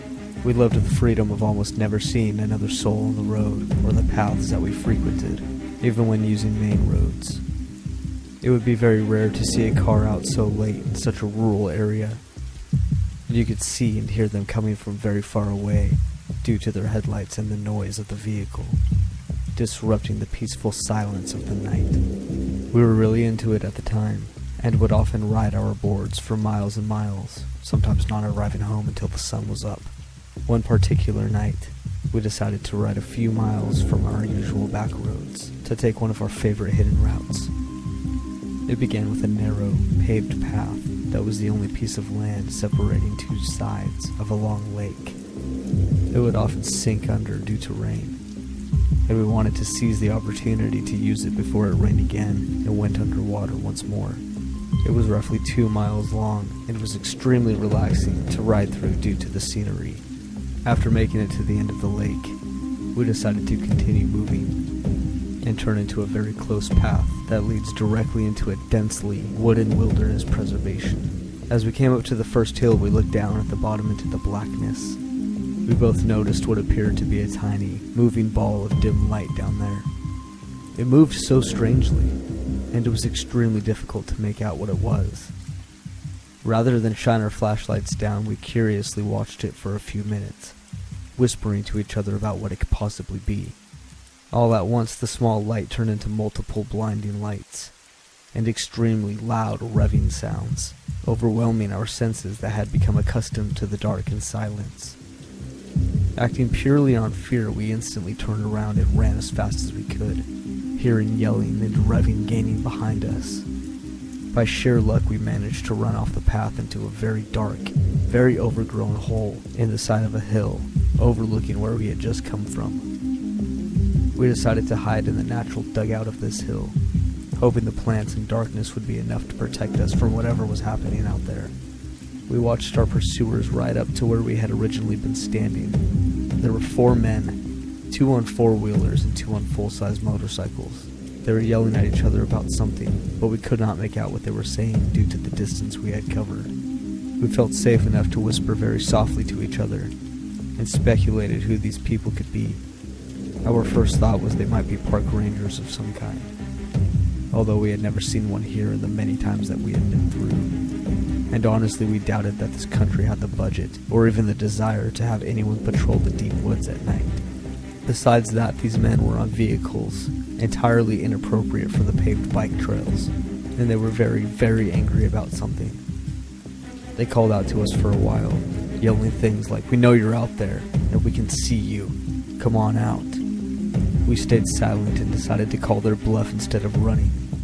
Eventually, we clearly heard one of the men yell, "Find them now," and smash a bottle. That had erased any of the hope that we had that they were just park rangers. We watched them split up, each of them going a different way down the series of paths of their vehicles, including the path we came from. It took us what felt like ages to even move. We were frozen in terror inside that dugout. watching the lights from the vehicles travel through the woods and paths, one of them already coming full circle and passing the point he started from. I thought about calling for help, but I was too afraid to open my phone in fear that even the smallest amount of light would give away our location. After waiting for the lights of the vehicles to reach their farthest distance yet, we finally summoned the nerve to get up and try to run somewhere far enough from these people to safely make a phone call. We ran as hard and as fast as we could through those woods. Since their headlights gave away their location on these paths, we would hide again whenever we felt that they were getting too close. Our available hiding spots were getting progressively worse as the woods became less dense, and the fear I felt waiting for one of them to drive past us while basically only being covered in leaves and plants may still be unmatched to this day. Finally, we emerged from the woods onto the intersection of two main roads, far from where we started. We ducked down into the ditch to call for help. When I opened my phone, I noticed I had recent missed calls from one of our other friends, Connor, who we were supposed to meet up with at our longboard excursion. I called him and frantically asked where he was. Luck was with us again. He hadn't given up on our plans despite us ignoring him. He was only a few miles away, already heading in our direction. I gave him the names of the two streets we were on, near the corner, and explained that we just needed to be picked up right away. He agreed to speed over to us while Justin and I waited in hiding. Thankfully, Connor arrived before any of those men did. We bolted into the back seats of his car, yelling for him to get out of there, and he took off. Relief doesn't begin to describe what I felt being safely driven home for everything I had just experienced. After explaining to Connor everything that happened, we ended up just moving on with our night and decided not to call the police. We figured they would be gone by the time any officer made it out there, and that we would only be putting ourselves at risk by admitting to breaking the law by taking this path so late at night. I still have no idea what happened or who those people were. I've been told all kinds of theories from friends and family that have heard the story. Some think we walked right up to a huge drug deal. Justin and I later admitted to each other that when the revving started, we couldn't see. Our minds both went straight to chainsaw-wielding horror movie serial killer, so I suppose it could have been much worse. But frustratingly enough, whatever those men thought we saw that made them want to catch us so badly, we never actually saw it. We'll never really know, I suppose.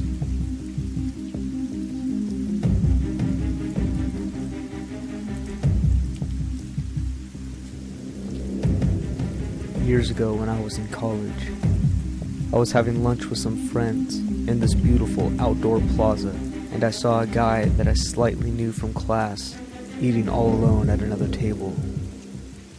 He always seemed shy, but he looked lonely. So I said, "Hey, you're Ricky, right? From social class. Why don't you come join us?" He did, and he was still pretty shy. But everyone introduced themselves and tried to include him, and that was that. That is literally the last interaction I remember having with him, or because of him, until a few months later, when about 4 guys I barely knew cornered me at work when I was on break. They said, "You're being a real jerk to Ricky, and it has to stop." I literally had no idea what or who they were talking about. But when I said, "Who is Ricky? Are you sure you have the right person? I don't know what you're talking about," they didn't believe me. He said, "You're leading Ricky on, then blowing him off, then leading him on with promises. And he's at campus health right now being evaluated. And it's all your fault for messing with his head." I was so confused and so terrified, and these guys were so furious. And thank God at this moment, my coworker, an older woman, came out and asked what was going on. One of the guys said to her, "Your friend here has been messing with our friend Ricky, and we're here to make sure that she stops." I said, "Ricky from my social class last semester? I hardly know the guy. What are you talking about?" The presence of my older coworker definitely reduced the boy's bravado. She was pissed off and told him that she would call security and have them all arrested for harassing me, and to get out, and that she knew me and I was a good person who would never mess with somebody's head. And they had no idea what they were doing, and obviously had the wrong person, and needed to leave. But I needed to understand what was happening. So I said, "Wait, I want to know what's going on. I know Ricky and I spoke to him once in my life. What is going on?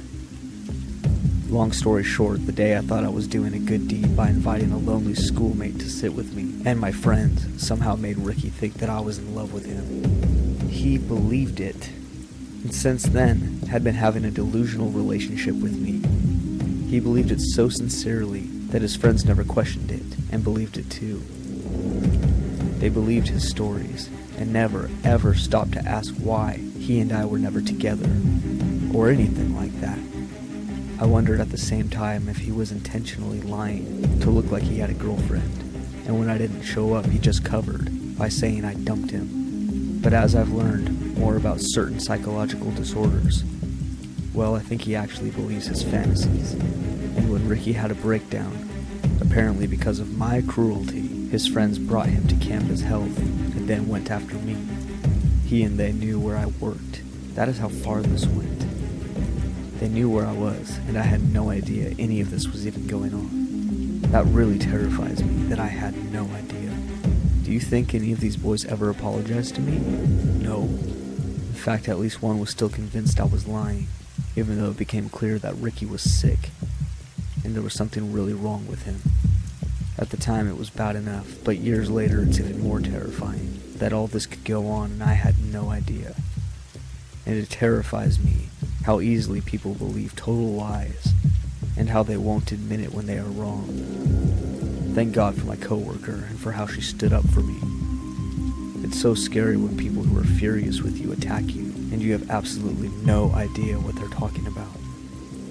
It was one of the most frightening, confusing moments of my life, and I was always scared afterwards when I would see Ricky or one of his friends around on campus. I have no idea where Ricky and his friends are today, but I never, ever should have invited him over to lunch.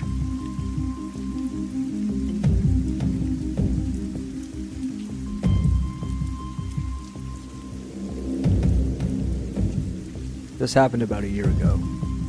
I was on Grindr, looking for either fun dates or new relationships.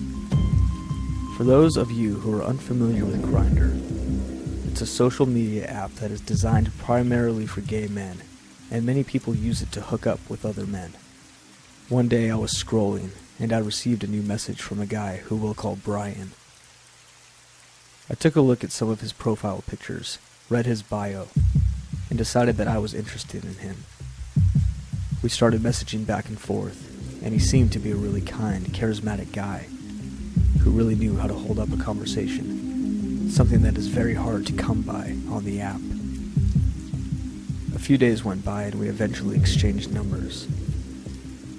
He seemed nice enough, and I wanted to see if he was as great in person as he was over text message.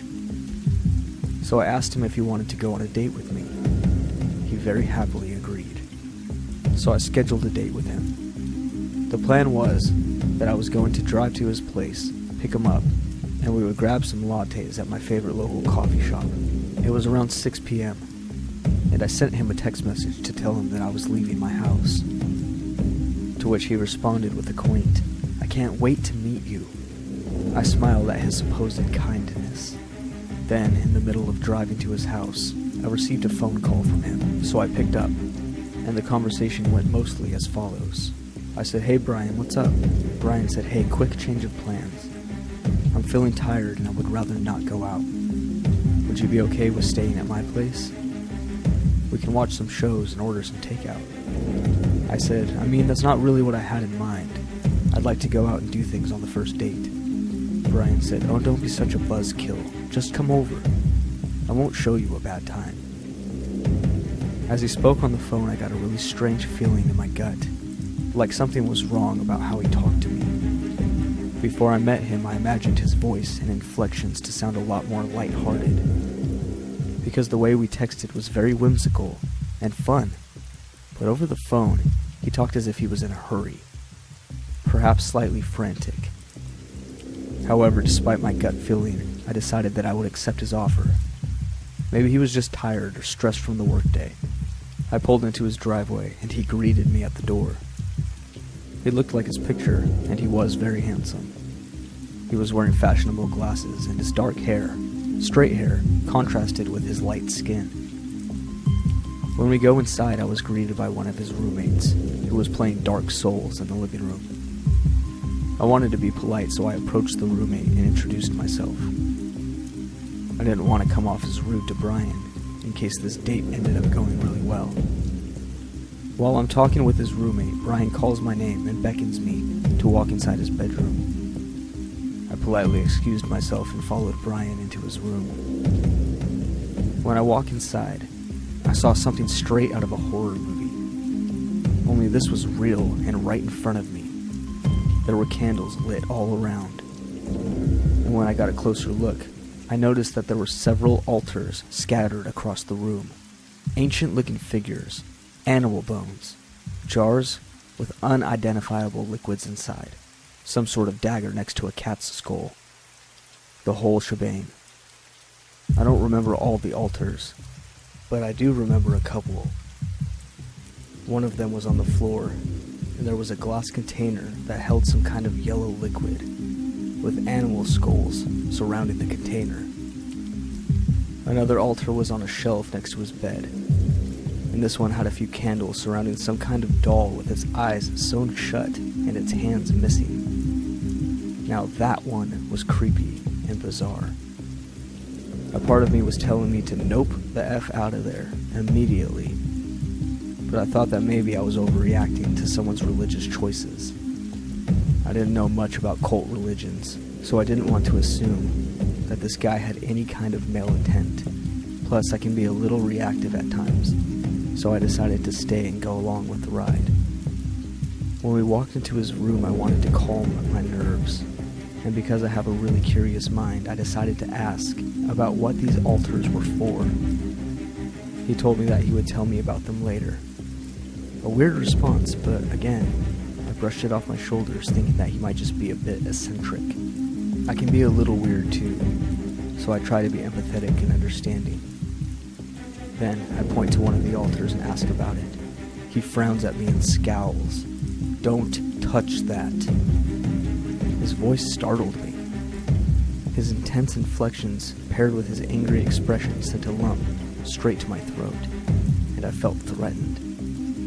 I was almost 4 feet away from the altar, not even close to touching it. And yet he just yelled at me, like a father yelling at his kid, to stop messing around at church. I was confused, and thinking I had done something wrong, I apologized. In the blink of an eye, his scowl turned into a smile, and he kindly invited me to sit with him to watch a show.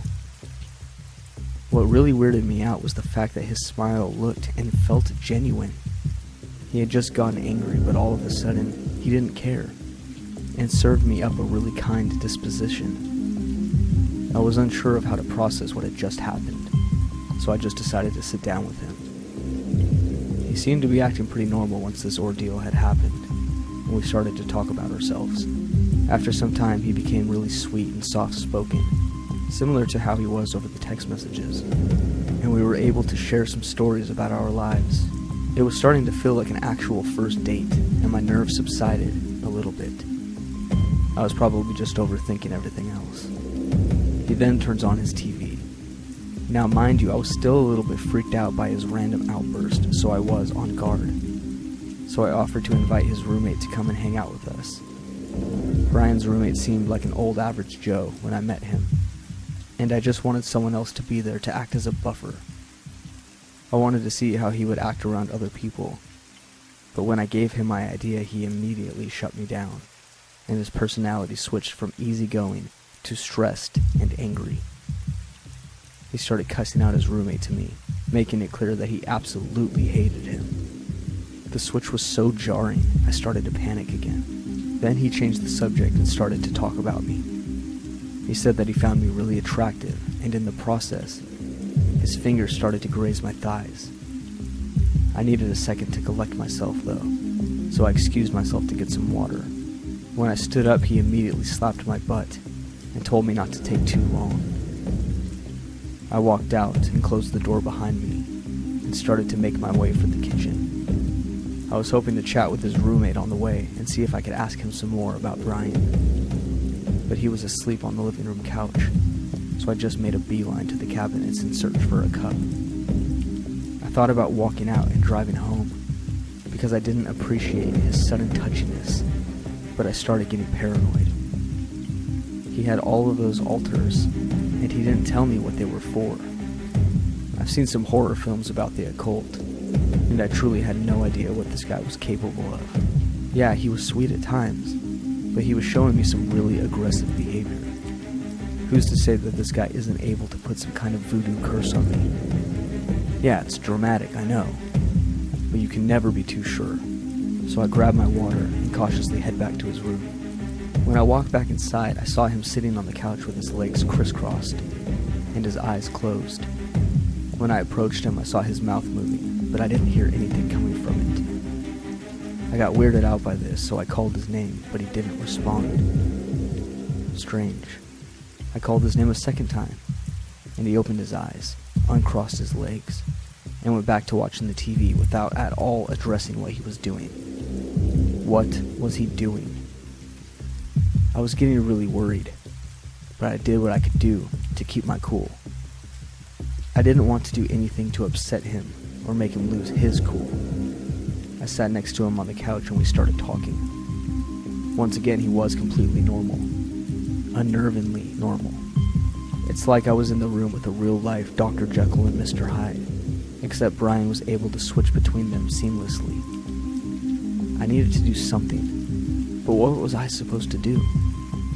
I couldn't call him out because he might lash out at me in some malicious way, but I also didn't want to stay because he was freaking me out. But I stay anyways, and I try to devise some plan to get out of there without making him angry. At some point he gets up to grab his phone, and I thought that I would try dishing out some of the same medicine that he gave me, so I grab his butt. Maybe it would release the tension that I was feeling. Maybe he would like it and make him less aggressive.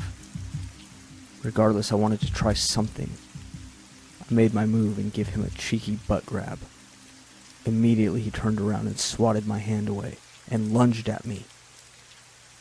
He had his hands curled up in a fist, and he flung it towards my face. His fist was inches away from making a connection with my right cheek, but he stopped mid-punch. In that moment, I saw that his eyes were wide open, and his facial expression was cold and emotionless. He was right in my face. My heart was beating so fast that it felt like I was seconds away from an aneurysm. He was looking directly at me, and my eyes stared back. At this moment, I felt like the prey to his predator. Then he uncurled his fist, put his icy hands on both sides of my face, and started to squeeze. "You're just so cute." He pulled me in and forced a kiss. I absolutely did not want to kiss him, but I was paralyzed and couldn't will myself to push him away. His words were patronizing, sort of like he was talking to a dog. And it felt even more like this because he had just scrunched my face against his. I felt disgusting kissing someone who had almost just punched me in the face. But there was nothing I could do in that moment. Again, I didn't want to risk pissing him off. He slowly pulled away, gave me another sweet smile, and sat down, pretending that nothing had just happened. Just started staring at the TV. I told myself I'm over this completely. His behavior was becoming more erratic and more unpredictable. His room was creepy. He clearly had associations with the occult, and frankly, he was scaring me. I eventually decided that I'd rather deal with the voodoo-looking altars later on than stay at his house and have to put up with the immediate danger. So I snapped myself out of the anxiety-induced trance. I stood up and told him that I was starting to get sick, and that I wanted to go home. He got angry and tried to convince me to stay the night, but I gathered my courage and insisted that it was time for me to leave. He begrudgingly let me, but it was clear that my decision upset him. I didn't care anymore. I said my goodbyes and told him that I would text him later. I got in my car and drove home, shaking and sweating. I felt relieved to get out of there, but nervous that he might try to do something. The uncertainty of it all is what truly shakes me up, but thankfully, no actual harm came to me. Who knows what would have happened if I stayed, though. I blocked Brian's number, as well as his Grindr profile, and even now, I keep my own Grindr pictures private. I haven't heard from him since, but I still fear that he's going to try and come after me, somehow, someday.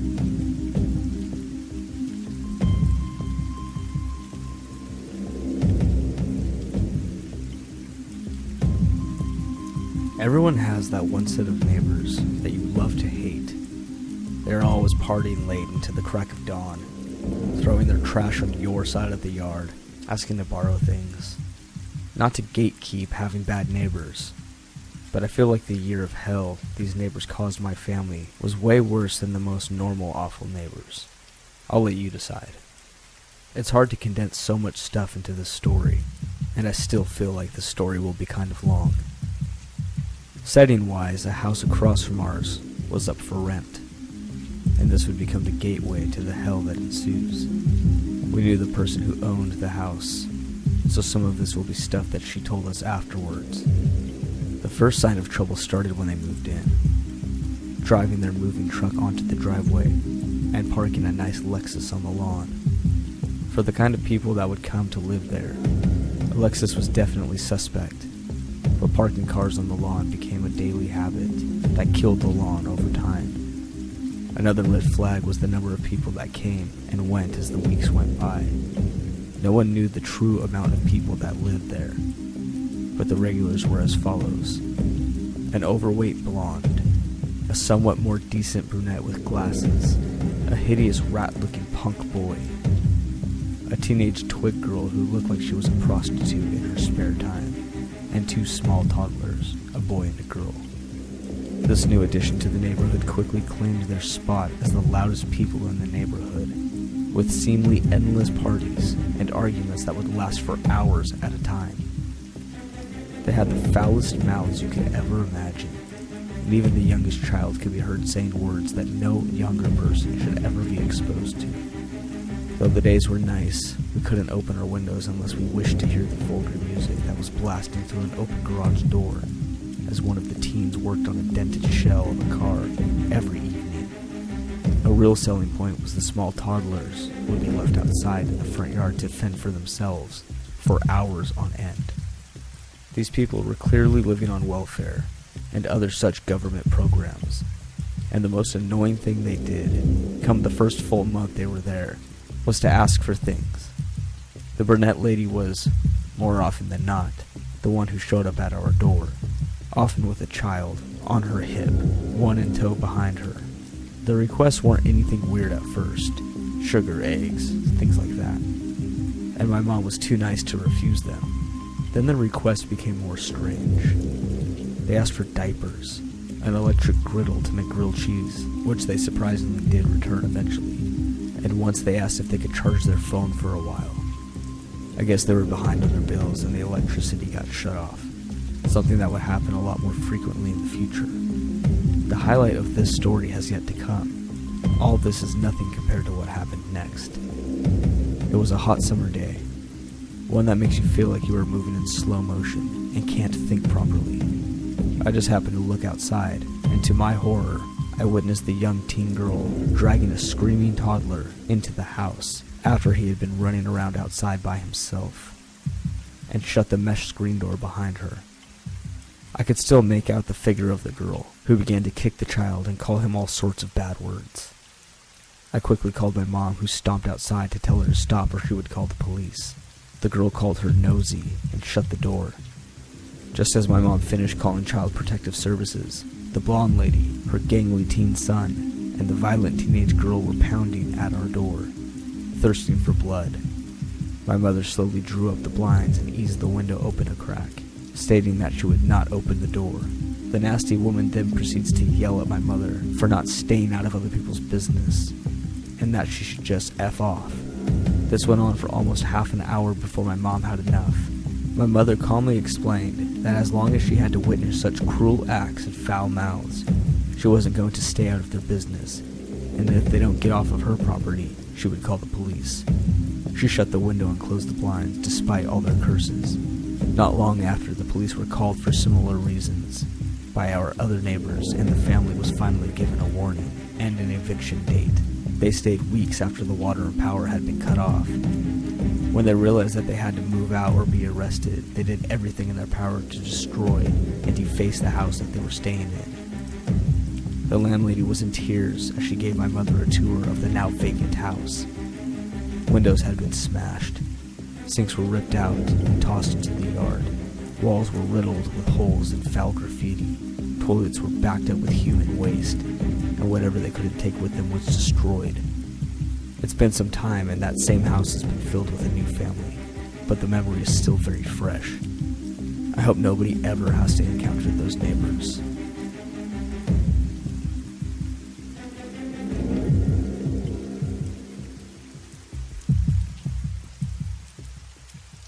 When I was about 13 or 14, this new guy called Jack came to my school.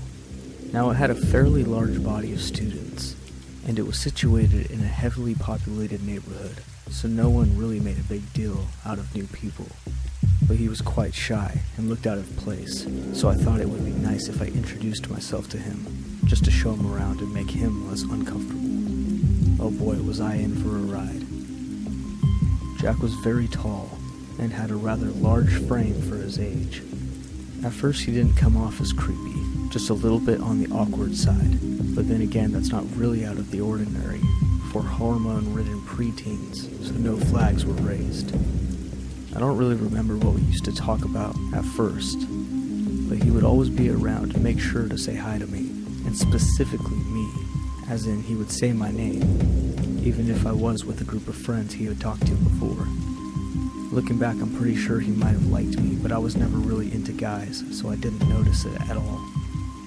Things started to get weird when our art teacher gave us an assignment to decorate the covers of our sketch pads with something that we really liked and or were passionate about.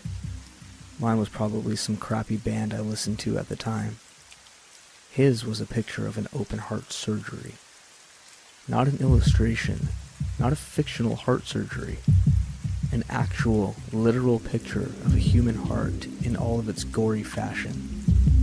The teacher, much like everyone else, was very put off by it, and probably had a private conversation with him. But as far as I remember, he was still allowed to keep it at a sketch pad, even if it was a little bit on the graphic side. Later I approached him and asked why that picture exactly, and he told me that he was really into cardiology and binge-watched surgery videos on the internet and wanted to study it in college. That's still pretty weird that he would choose such an explicit image, but I guess at least it makes a little bit of sense. Right? Wrong. In the subsequent weeks, he would go on and on about how he's working a part-time internship at a hospital downtown because his grandma works there. Apparently she was a nurse and pulled some strings to get him into the medical world since he liked it so much. He even went as far as to wear scrubs to school one day. Obviously it wasn't true. No one in their right mind would let a 13-year-old work at a hospital. That just wouldn't happen. He seemed to believe it though, or at least he believed that he wanted me to believe it. I really don't know what was going on in his mind. At some point he asked me if I wanted to see some tools that they used at the hospital, to which I said sure, why not? Because A, I didn't think he was being serious, and B, I was starting to get scared that if I didn't play along, things wouldn't go so well for me.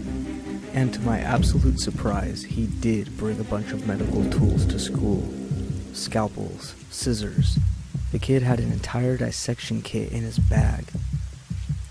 I'm not sure if he brought them or stole them from his grandma. I'm leaning more towards the latter, but it's needless to say that I was, and this is no overstatement, freaked out. I still don't know why he thought bringing them to school of all places would be a good idea. But then again, we never hung out outside of class, which in retrospect was probably for the best, so he must have thought that this was his only chance to wow me with his extensive knowledge of all things surgery. I, of course, after pretending that everything was fine, and that what he did was totally normal, reported it to the principal, and they called his grandmother, who was just as shocked as everyone else to find out that her grandson had did this. I don't know what went down, but as far as I remember, he got off without consequences. And also this happened nearing the end of the school year, and after that I moved to a different place for unrelated reasons, so I didn't really think about checking. Thankfully he didn't try to hurt me or anyone else, and I think he just genuinely thought it was acceptable to bring a bunch of potential weapons to school. But I can't help but wonder what could have happened if I got on his bad side, or didn't pretend to go along with his fantasy world. He was notoriously volatile, and I guess I was just lucky he liked me. I'm pretty sure he was mentally ill. I know that he was at least depressed because so was I, and we briefly talked about it back then. But now I think that he was clearly delusional. This was almost a decade ago, so people avoided talking about mental illness, like the plague. And the school probably didn't investigate it any further, or pointed his family in a good direction, which to be quite frank really sucks. So yeah, creepy kid from middle school, I genuinely hope you're doing better. But I'll never forget our interactions, and not in a good way.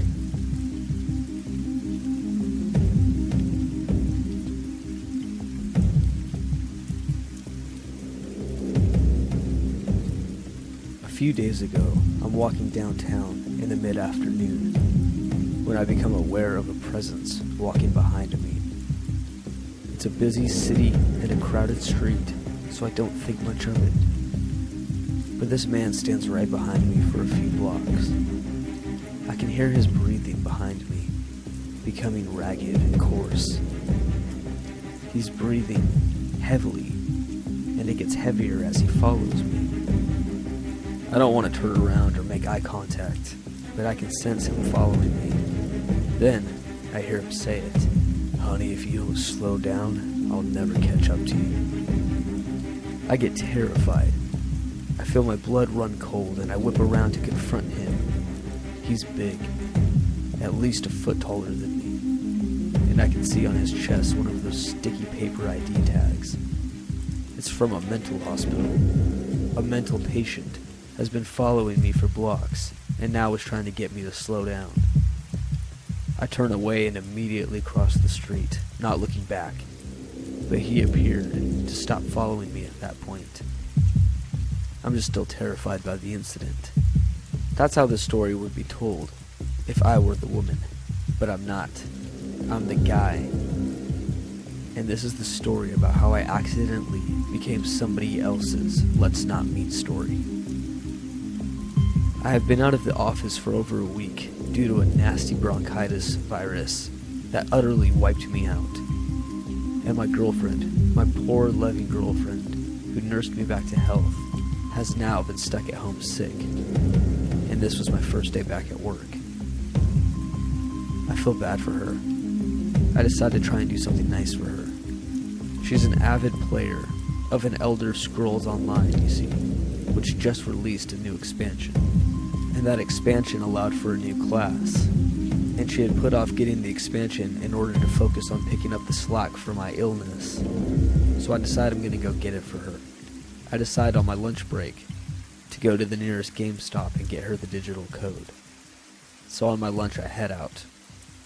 Now here's the thing. The local GameStop and my office are on opposite sides of a very large hill.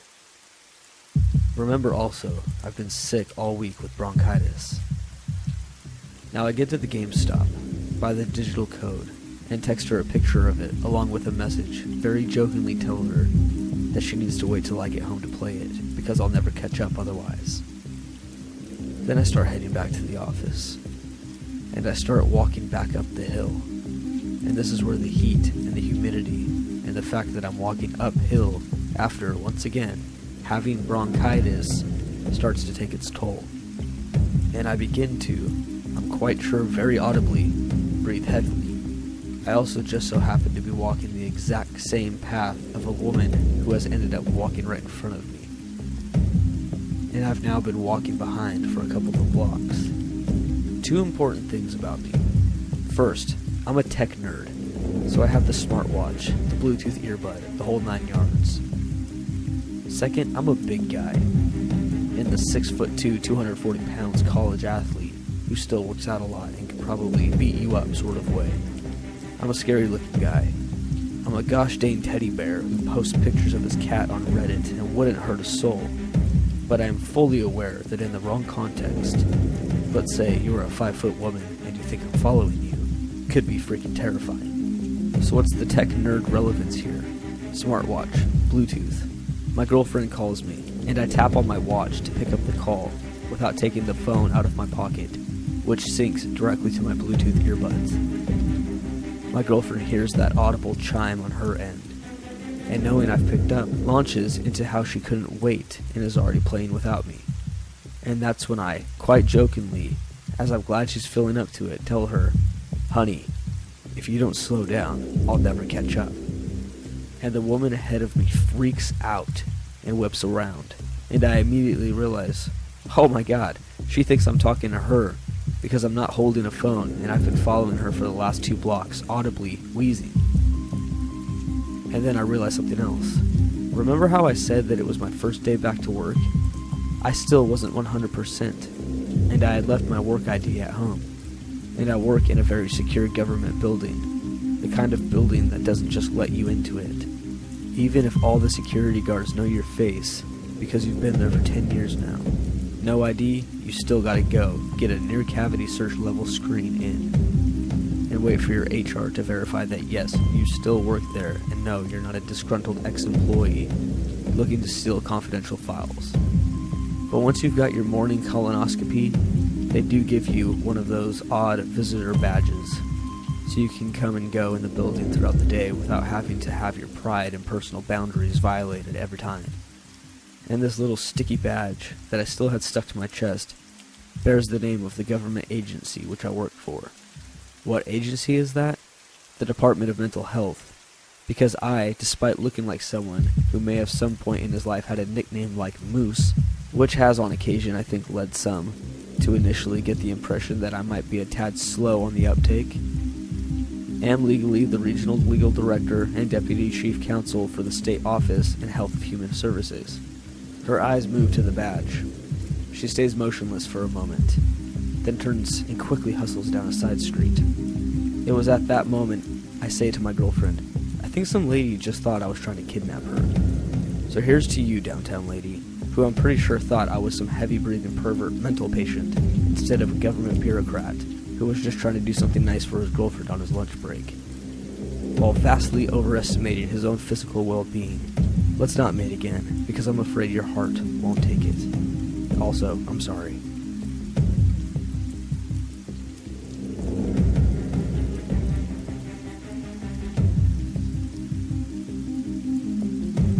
To get this started, to some it might not sound scary, but having a stranger press against you and block you from leaving is horrifying, especially when you're young. Normally I try to cover for my mother, but as I've grown older, I kind of blame her a bit, especially after what she said. She just loves to invalidate her oldest daughter. I'd say I was around 8 at the time that this took place. At the time we had to get mail from the post office in town, and so seeing my mom get the mail, my brain decided, wow, I want to be cool like my mom and get the mail. That childish need to prove that I was mature. Eventually, after time and time of begging, my mom let me get the mail. Now to the actual story. I guess it was a weekend as the post office was closed, but you could still grab mail. Just no people that worked there were there. I asked my mom if I could grab the mail as we slowly pulled up outside the post office. She nodded and gave me the keys that had the mail key, and a few others. The keys were loud and jingly. I jumped out the old van and ran up the ramp to the building, avoiding the stairs completely. I opened the door and saw a lady and a man getting their mail, but turning to my side I saw an older man sitting in the corner staring at me. He gave me weird vibes, even as a kid, but still I gave him a real quick smile and a wave. That was a bad move. The man smiled back, revealing his stained teeth. I walked past him and went to the mailbox. Me being me, though, I forgot what key it was, and began fumbling awkwardly as the others grabbing mail left the building. After maybe 3 to 5 minutes of trying and failing, I finally unlocked it. I was so happy that I disregarded the man staring as I grabbed the mail. With a quick click of the lock, I closed the box and began to walk away. I found the gaze of the man as he looked at me, a crooked smile across his face. The look he gave me still gives me chills to this day, almost a decade later. I put my open hand against the door and began to push when a pair of arms reached around me, one hand forcefully pulling the door shut, and the other around the upper part of my chest, like my collarbone, pulling me into a tight, unwelcomed, and horrible hug. I froze. What was I supposed to do? I was always taught to respect adults, and I did. He had a strong scent of alcohol on him, so much that I think I coughed a few times. He began to speak after a moment of just holding me there. The words he spoke scared me so bad, but now I only remember part of what he said, and I wished I didn't. Hey, where you going? He spoke almost passive-aggressively. Oh, I have to go. My mom is waiting for me. Oh, okay. He sounded defeated and began to let me go. Before I could break away, he held me tighter again, tighter than before. Wait. I have a dog, you know. He had that stupid grin on his face, that scary grin. Oh, that's cool. Yeah. You should come with me and you can play with him. The scary thing is, though, I almost went with him at that moment. The next 8 minutes felt like hours as he let me go and pulled me back hard into him. His scruffy beard and soft, dirty coat brushing against me. The details make my head hurt to remember, but he kept telling me no, almost ordering me to go with him. Finally, he seemed to snap. All right, you're coming with me. What? But I need my mom. I have her keys and she's waiting for me, please. That was still my priority, her keys in the mail. Nope, you're coming with me now, he said. He opened the door and began to pull me out. In a moment of his weakness, I broke away, running to my mom in her car. I slammed the door shut, scaring my brother and my mom. I began shaking and crying, dropping the mail on the car floor. I shakily picked it up and handed everything to my mom as she demanded to know what happened. I told her everything, and she looked pissed. I was so glad she was on my side. I looked outside, tears still streaming down my face, and I noticed the man looking at me through the car window from the top ramp of the building. I began to cry harder and panic as he started coming over. My mom stopped me as she noticed him coming. What was her reason for thinking he was completely harmless? He fell at the bottom of the ramp. He tripped. My mom laughed at the creep and started driving away, while she tried to comfort me, saying things like, "He was just a harmless old drunk guy. He didn't hurt you." Now, years later, I brought it up to my dad when I was at his house, thinking he knew. My mom never told him, so he was angry, but I calmed him down. He was pissed that my mom didn't come for me sooner, and that she hadn't done more. I told him not to confront my mom on this, and he agreed. Now, not long after telling my dad, I brought it up to my mom. My mom said I was being a drama queen, that I would never get hurt, that he never tried anything. I was furious, but now I don't know if I should be. I mean, I know drunk slurring, but this was almost spiteful, and his tone was demanding. My question that I'll end this story with is, what were his intentions? And do I have the right to be mad?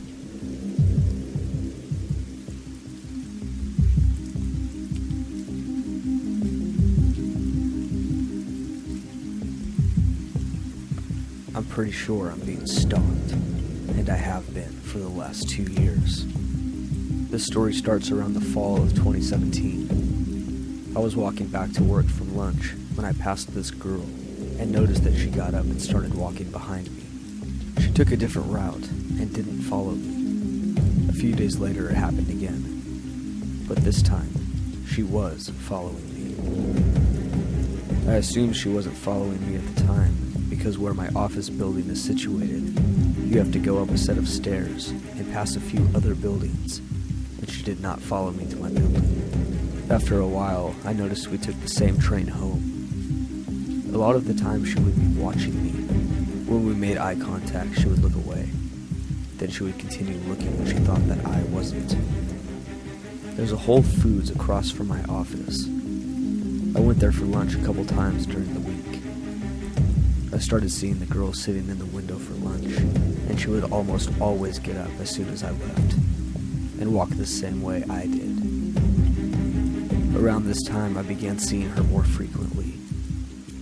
During lunchtime or when I go to the metro, she was almost always there.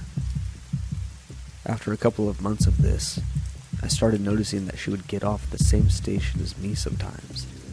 Sometimes she would walk the same way as me. Once I got to my condo, where I live with my brother, she would always pass, but never follow me up to the entrance. During this time, I started receiving phone calls at work from random phone numbers that at the time I assumed was spam. There would either be silence on the end or the person would hang up immediately. I also started receiving fake Facebook requests from people I already knew or were already on my friends list. December of 2017 comes, and by this time, I'm not going to Whole Foods as often. If she gets off at the same station as me, I go into a restaurant or go shopping for groceries before I go home. Around this time, an old friend that I went to high school with contacts me out of the blue. She started following me on Instagram. We text a couple of times and I accept her follow request. She contacts me again about a month later from a different number, but this time she's texting me frequently. I'm talking about every other day. I'm not one to be mean or show when I'm annoyed too often, but after months of this, when she asks me if she's texting me too frequently, I do not hesitate to tell her that she could lay off a bit. She stops for a week or so, but then starts texting frequently again. This whole ordeal should have sent red flags up for several reasons. During this time, she would ask me so many random questions, like how you would if you were trying to get to know somebody. She would ask for selfies, which I declined because I don't like taking pictures of myself. And I would tell her that there are plenty of pictures of me on Facebook. She would ask what I'm doing on the weekends, and the names of my friends on occasion, which I wouldn't tell her because I thought it was weird that she'd want to know my friends' names. I only sent her a couple of videos of fun things I'd do, but that's it. August 2018 rolls around. I'm still seeing creepy girl everywhere during the week. I get pulled into my boss's office. He says that a few coworkers received fake screenshots from Facebook of me talking badly about them. Now, I never post on Facebook and would never talk crap about my coworkers on social media. I don't have a grudge with anyone, nor do I know of anyone who has a problem with me. I'm fairly easygoing. I managed to clear things up with everyone involved and I still have my job. Of course, my friend is still texting me fairly frequently, and I tell her what had happened. A couple of days later when I got home from work, I tell her I don't want to get too much into it, but she keeps pushing me for details. I finally told her I was going to bed, and she got the message. The more I thought about all the times she would text me, the more uneasy I got. Some things that she said just didn't make sense, especially from the way I remembered her. We had kept in touch over the years, but just not as frequently, and we hadn't touched base for a while before I heard from her back in December. A couple of weeks later, I decided to reach out to my friend on Instagram, but the Instagram she last messaged me through wasn't there. However, there still was an Instagram for her that I followed, and that followed me back. I reached out to her and asked her what her phone number was. The phone number is completely different, and it turns out that she was never the one texting me, nor did she follow me on Instagram. I tracked the number, and it turns out to be from one of those fake phone number accounts. I requested to be blocked from the service, and I never hear from my friend again. After talking about it with my brother and a couple of friends, I'm almost 100% certain it was the girl that was following me. These things only started after she appeared. The phone calls to my office, the fake Facebook requests. A few days before I was pulled aside by my boss, my friend texted me and told me she had a weird feeling about me and wanted to make sure that I was okay. I just thought she was being weird at the time and didn't think too much of it. This whole ordeal is really scary when I look back on it, because I sent videos of myself and my address at one point. My friend even confirmed a post my brother made with pictures he tagged of me on Facebook. I was texting a stranger for 8 months about my life, and they also apparently have access to my Facebook page. I still see this girl since she obviously works in the same area as me. She doesn't follow me around as much, but when she does see me on the metro, she always watches me or sits somewhere that she will be able to make eye contact with me. I'm always careful now if anyone texts me from an unrecognizable phone number, and I am just paranoid. I know this story might seem a little bit all over the place, especially with the conclusion I came to of the girl posing as my friend, that I had to get this off my chest, because that girl still freaks me out to this day.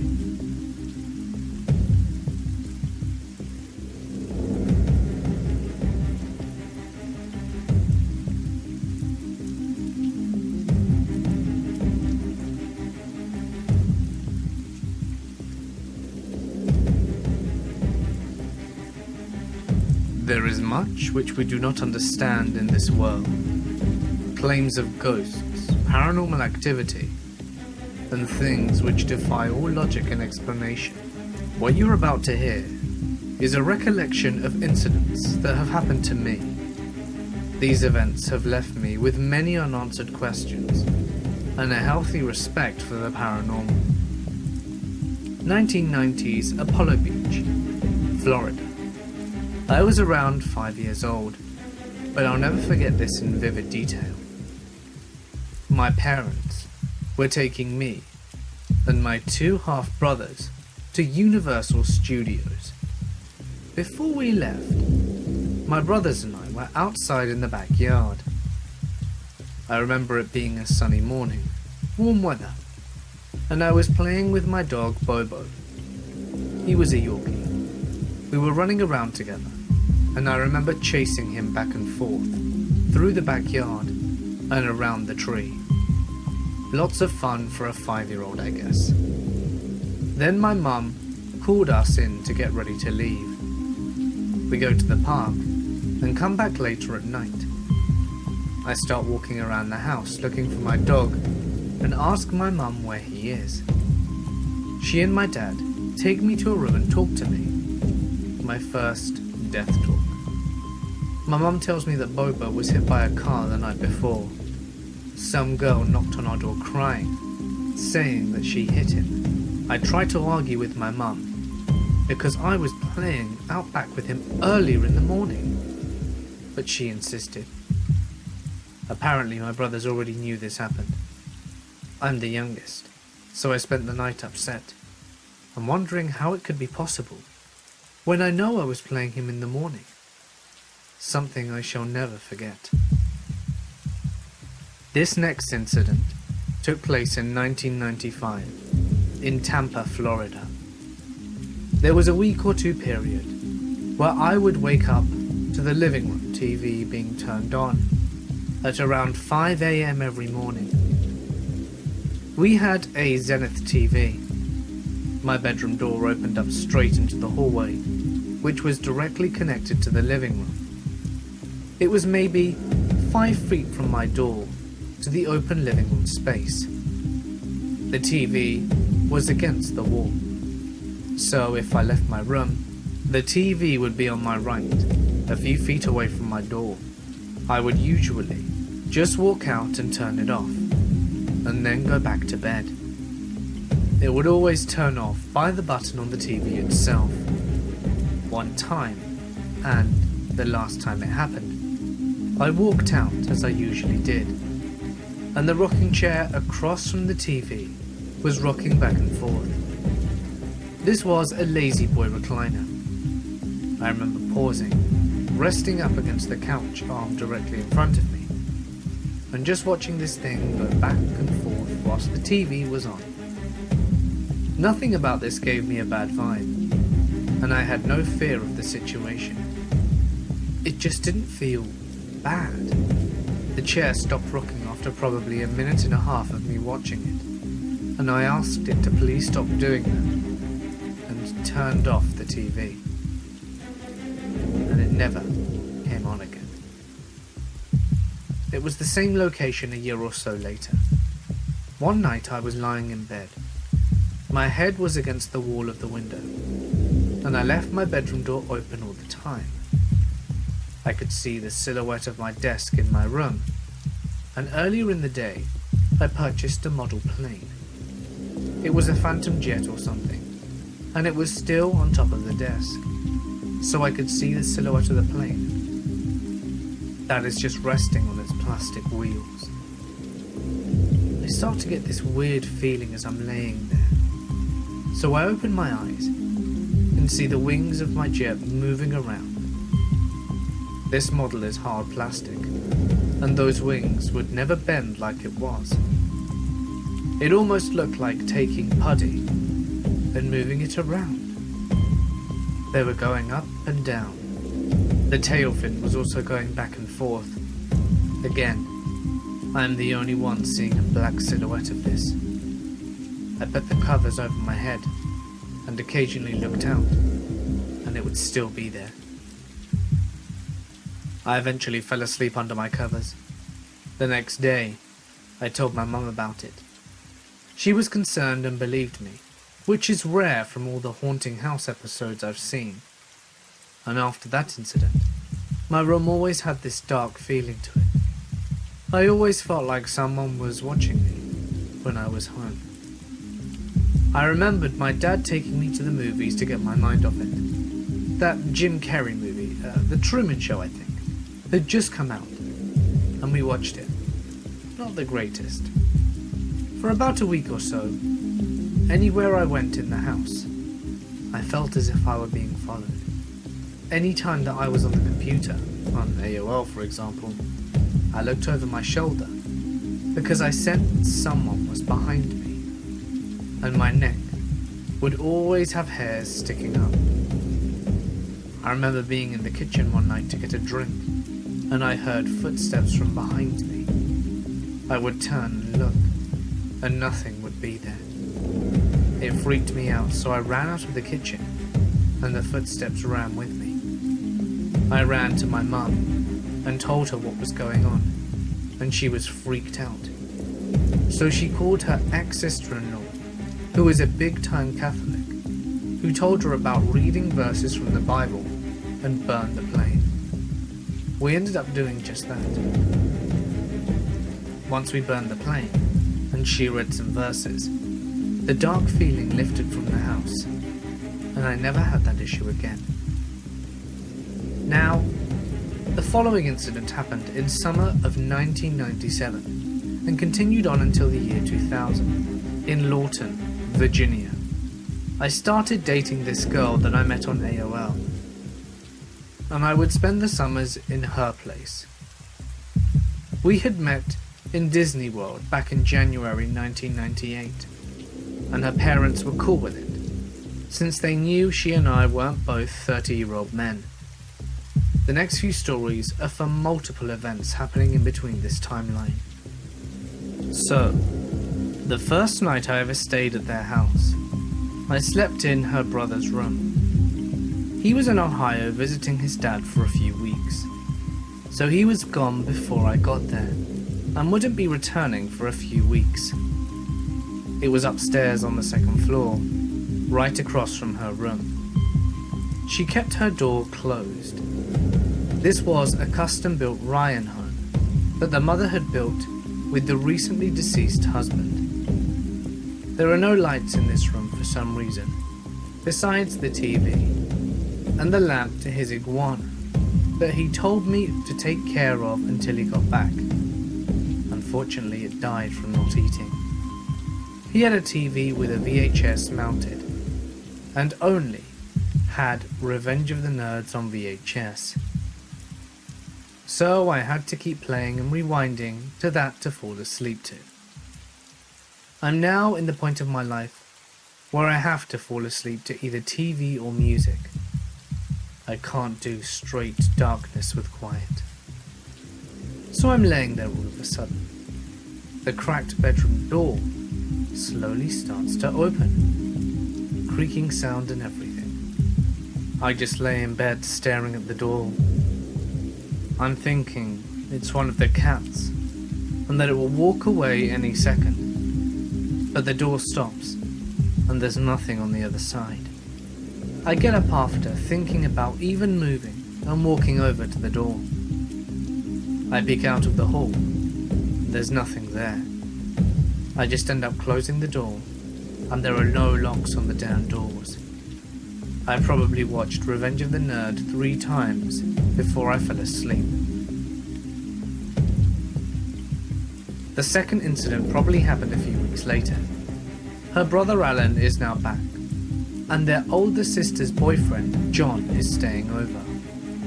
John and I are on the floor. I'm 15 years old, Alan is around 16, and John is 17. While laying there, I start hearing this heartbeat sound. I wonder if it's just me, but then Alan sits up in bed and asks if we can hear anything. John sits up and says it sounds like a heartbeat. So now I sit up, and we all sit there quietly listening to this heartbeat. It sounds like if you were to put your ear to someone's chest, but without the muffledness. So we all get up and open the bedroom door, and the sound gets louder. We all look at each other like, what the hell? And just close the door. It stopped after a minute or so, and we spent an hour talking about it and sharing stories. This third incident happened one night, that I was sitting in the living room area downstairs, in the first floor with my ex. It's probably close to midnight, and we just finished watching a VHS movie. When the VCR cuts to static, when the film ends when it auto-rewinds. So, she and I are just sitting there talking to each other, and she's looking at the TV, and she just breaks out into a scream and stands up on the couch and takes off. I follow her and have no idea what the hell is going on, and she tells me that she saw a face in the TV static. I never saw it, but it scared the shit out of me. The fourth incident happened one night when we were on the couch in the living room again, and she was sleeping. I was watching TV, and she woke up screaming, claiming she was dreaming of a blue light coming from the sunroom, which was located directly behind the TV room. This room is accessed on doors located to the left and right of the TV stand. She says the blue light turned into something that attacked the both of us on the couch. She said she woke up right before it got to us, and her screaming scares the shit out of 15-year-old me. The fifth incident happened shortly after. We were back in the living room of nightmares, and we had just finished watching a movie and turned off the TV and were talking.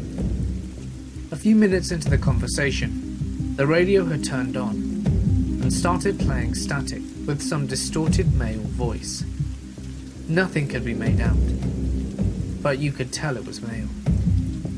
I remember jumping over the couch, leaving her ass behind when it happened. She followed, after screaming, of course. But I can vouch for this, because the radio was unplugged.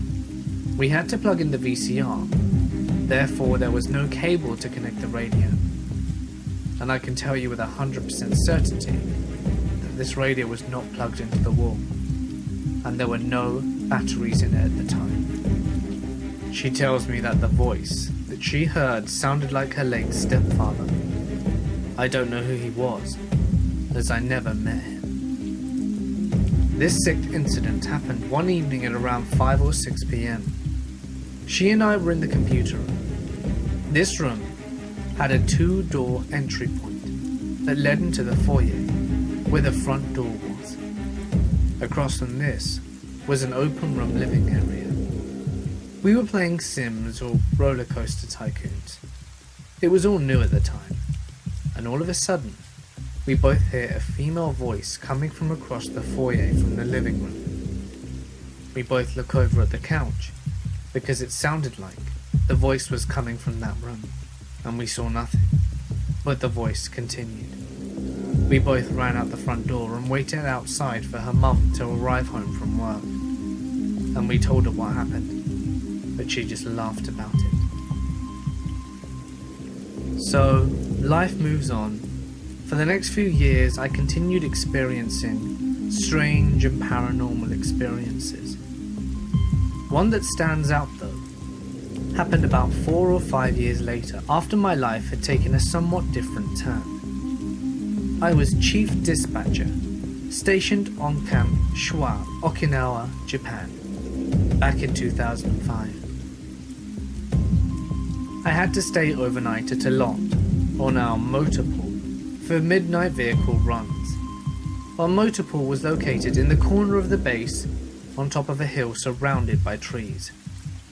This area has since been expanded and the trees are gone. Ruins the feeling of isolation. But anywho, the last vehicle left around midnight, and it was now around 1:30 or 2, and I was getting ready for bed. Those vehicles would have to be back by 6, and I just slipped in one of my Everybody Loves Raymond DVDs and set up a cot to sleep in the office of my boss. The motor pool is surrounded by a 10-foot barbed wire fence and locked with a chain and padlock, which I secured when the last vehicle left.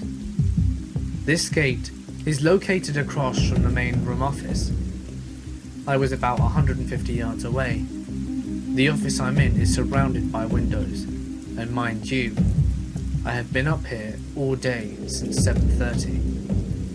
Standing in the main office, about to pick an episode, I heard a loud banging from the steel door that is located out in the hallway, which was on the other side of the wooden door in the office, and I was in. The steel door was out and to the left, about 20 feet from this wooden door, and led outside. It also made a very distinctive sound when it opened and closed, because the metal would always catch the top of the frame. Very annoying. It sounded as if the door were being kicked in.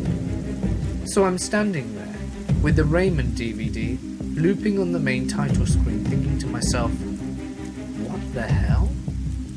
I'm about 20 at the time, and alone, and very scared, knowing that I'm the only one in this secluded area. After around 6 to 7 bangs, it stops. I'm just standing there looking at the wooden door to see what's next. This steel door never opened, but I hear footsteps from out in the hall. Now I'm really freaking out, but still standing there waiting for this cheap-ass wooden door to explode in my face with a demon behind it. So now I'm focusing on the bottom of the wooden door, where there is about an inch of space from the door to the concrete, and I see a shadow pass by, from right to left, in sync with footsteps. The shadow was heading into the maintenance bay area, and as the shadow passes by, the footsteps stop. I slowly walk over to the wooden door and lock it. Now, I'm trying to think rationally on what the hell happened. I can't figure it out. Other guys say the base was haunted, as it was a World War II site after all. After around 10 minutes of realizing that I wasn't able to sleep, and my Raymond DVD still looping on the menu screen, I decided to go and check it out. As you would. Sadly, I had nothing to defend myself with, so I just slowly walked out into the hallway, checking the steel door, closed and locked, as it would be, then out into the maintenance bay. I turned on the lights and saw nothing, just Humvees and a 7-ton truck that were being worked on earlier. I checked the back rooms, nothing. So I went back to the main office, locked that shitty wooden door, and played Everybody Loves Raymond. About an hour prior to this, my friend wanted to come up and grab some files he needed for tomorrow, but I told him I would be getting ready for bed. After this happened, I realized I couldn't sleep, so I called him back and asked him if he still wanted to get his stuff. Sadly, I had to unlock the main gate, so I ran across the motorpool as fast as I could and unlocked that shit. Keeping in mind the trees on either side of the main gate are in complete darkness, and it didn't help. Once I saw his headlights coming up the hill, I felt a little better, and while he was there, I tried to sleep, and sure enough I did. I woke up later, around 6 AM to the sound of a 7-ton horn at the gate. Only time this happened whilst I worked late, and the next time I had to stay over, I was pretty jumpy, but thankfully, nothing happened. While still in Japan, we went to Iwo Jima for the 60th anniversary. We drove veterans around to the sites in Humvees all day. Near the end, close to sunset, I was with one of the SSGTS. We were tasked with going to all the sites to make sure that no one was left behind, as the plane was departing soon. We pulled up to one location, Hospital Cave. It's where the Japanese took their wounded. Lots of cave structures in the island, mind you. Very interesting place. So we pull up, and the sergeant says, just go inside to make sure no one is wandering around in there. So, I get out, and as I'm walking up to the entrance, I notice the generator is off. I'll be damned if I'm walking in a dark-ass cave. So I make the command decision that I would walk only to where the light starts fading into darkness. So about 40 feet in, I simply spoke out loud, "Anyone in here?" And as quickly as someone would respond, I heard multiple Japanese voices from deeper in the cave. Not faint, distinctively male, and I knew Japanese and would be able to understand. This didn't freak me out much, since I can accept that a lot of people died here, but I just backed up and walked out and told my sergeant that no one was there. I didn't tell her about it though. This next story took place in Cherry Point, North Carolina, a few years later in 2007. When I first got my barracks room, I didn't have a roommate. The rooms were very bare and only had 2 sets of beds and a nightstand in between. I did not have any table lights. For about a week straight, I had the same recurring nightmare of these dog demons attacking me, taking me down and ripping my throat open. I would always wake up sweating and freaked out, and of course in the dark, because the only light immediately available was my cell phone, which was just a Motorola Razr. The dream felt very real, and waking up in the dark never made it better. I ended up going to Walmart to buy a shitty lamp. A few months later, I was sent to Camp Lejeune, North Carolina. I spent a few months there, and we came back to Cherry Point. Lucky me, the belittling sergeant made me go right back to the same room I was in before. But this time, I had a roommate, Joe. One night, I woke up to 3 loud bangs on the nightstand next to me. The best way to describe it, and only military folks might get it, but the lights, lights, lights command you get in boot camp. They would tell you that the lights would come on. Basically, it's time to get the hell up. Well, I woke up on the 2nd slam and sat up on the 3rd slam. On the desk, the lights from the street outside were shining through the curtain. So there was some light in the room. I looked over at Joe, and he is sound asleep. What the hell? I ended up just going back to sleep and brushing it off. That's just another really crazy night. I never told my roommate about it, because he didn't seem like the kind of guy who would believe it. Fast forward to 2008, in Laurel, Maryland. I am now out of the military, and living with my new, now ex-girlfriend's parents. I am sleeping in her older sister's room, who has since moved out. I stayed up late to play video games, and was trying to sleep. It was around 3 a.m. While laying there, a music box starts playing on the dressing corner. I open my eyes, stare into the ceiling, and just take in that this is happening. I sit up and look, and I see the music box, but it's closed. It's the one that plays when you open the top box. It played for a few seconds, then stops. I get up and walk over to it. I open it up, and it starts playing again, then fades off, because you have to wind it up for more freaky fun.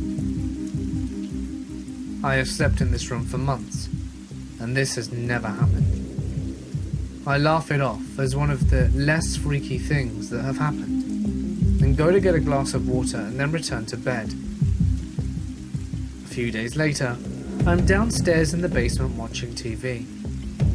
And right above was the room I'm sleeping in, which was the older sister's room. Whilst I'm sitting there, I start to hear footsteps above me, in the room walking around. I pause and just listen. It's clearly footsteps. Hard to mistake that. The hardwood floors above me were creaking, and I will also note that I am the only one home during this day. I don't know the history of the house either, and it stops after a minute or so, and I continue to watch TV. A few weeks had passed, and at this point Ghost Hunters had quelled my interest, so I was watching that. So one night I decided to use my MacBook to record audio as I slept. I did this for about a week, and only once did I ever catch anything. It sounded like a faint male voice, but I couldn't make out anything it was saying.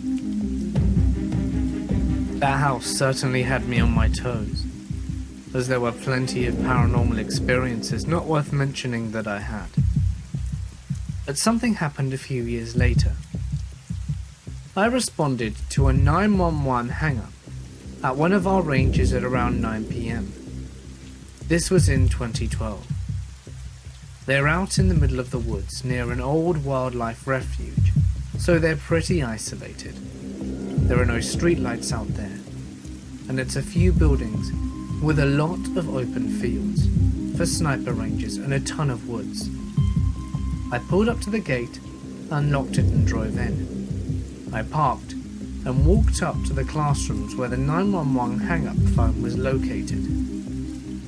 I should also note that the entire area has significance to the Civil War era and World War II, and it is a military installation. I would also like to note that the number for the 911 hang-up does not exist, but it occasionally trips our dispatch call center for unknown reasons.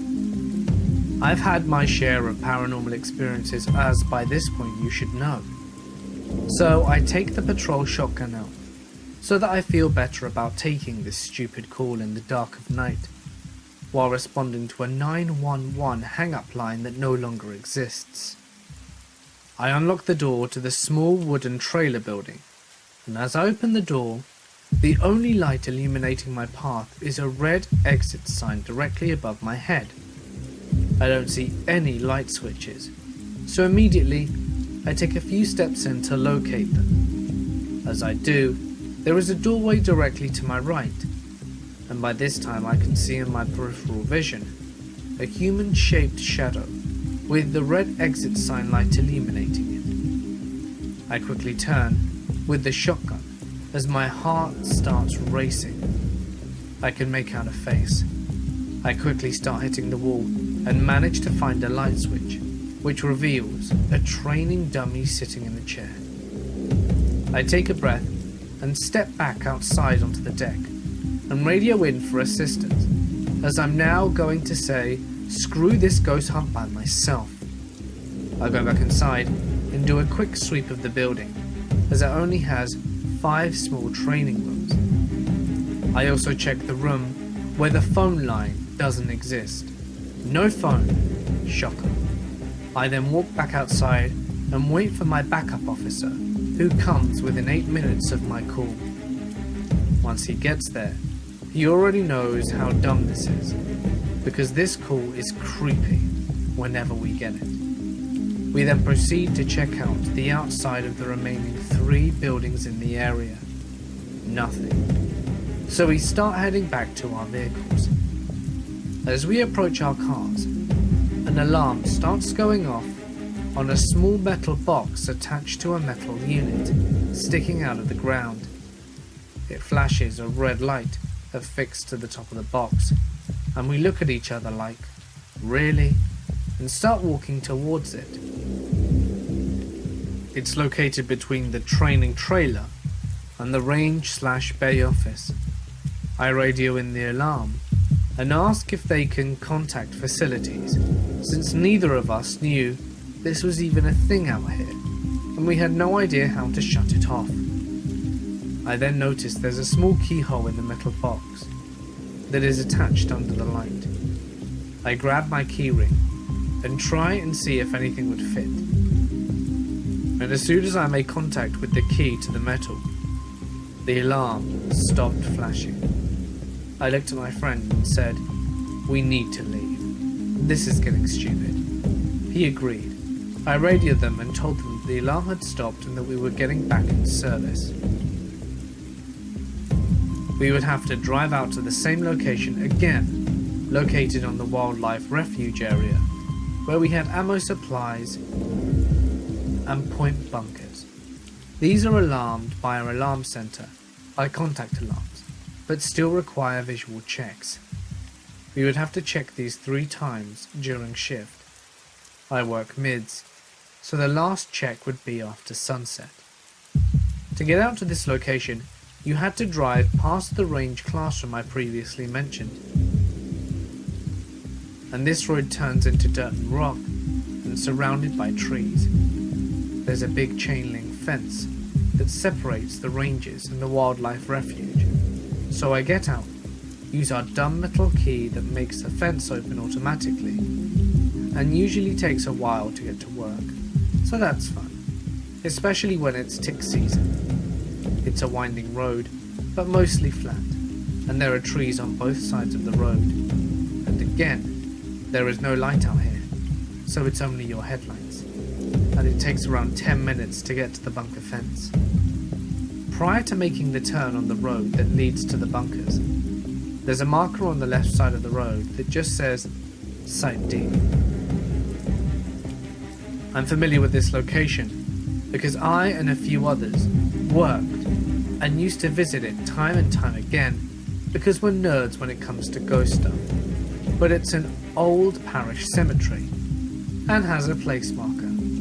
Apparently it's from the early 1800s, before the parish was relocated, and it has a little over 20 headstones in there, some faded and some in pretty good shape for being quite old. It's kind of creepy. So I complete the bunker check and head back. As I turn from the bunker road towards the road that leads to Site D, the grave site is now on my right. I'm heading back to the range area, so I'm looking at another 10-minute drive back into this dark wooded area. I'm probably 100 yards from Site D, when this orb of light appears.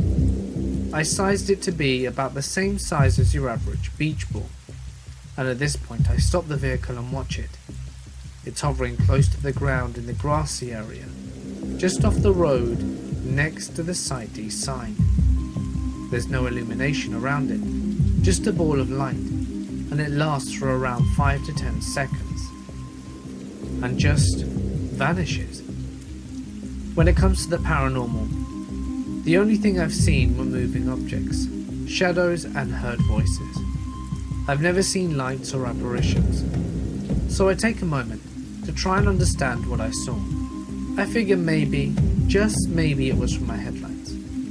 So I back up to the Nunca Road, about 50 yards back, and drive forward to try and recreate what just happened.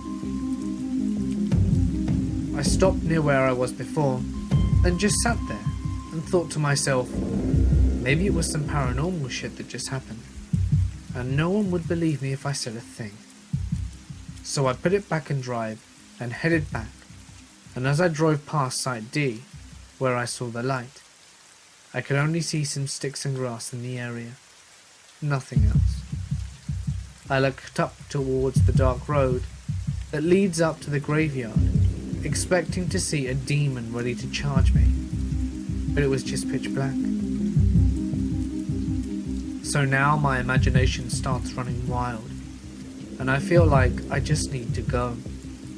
So I cut a few minutes off my 10-minute drive while hoping I don't slam into deer or other forest creature, while constantly looking in my rear view mirror, which is pointless, because the only thing I can see is dust from the road from the taillights, so it makes it worse.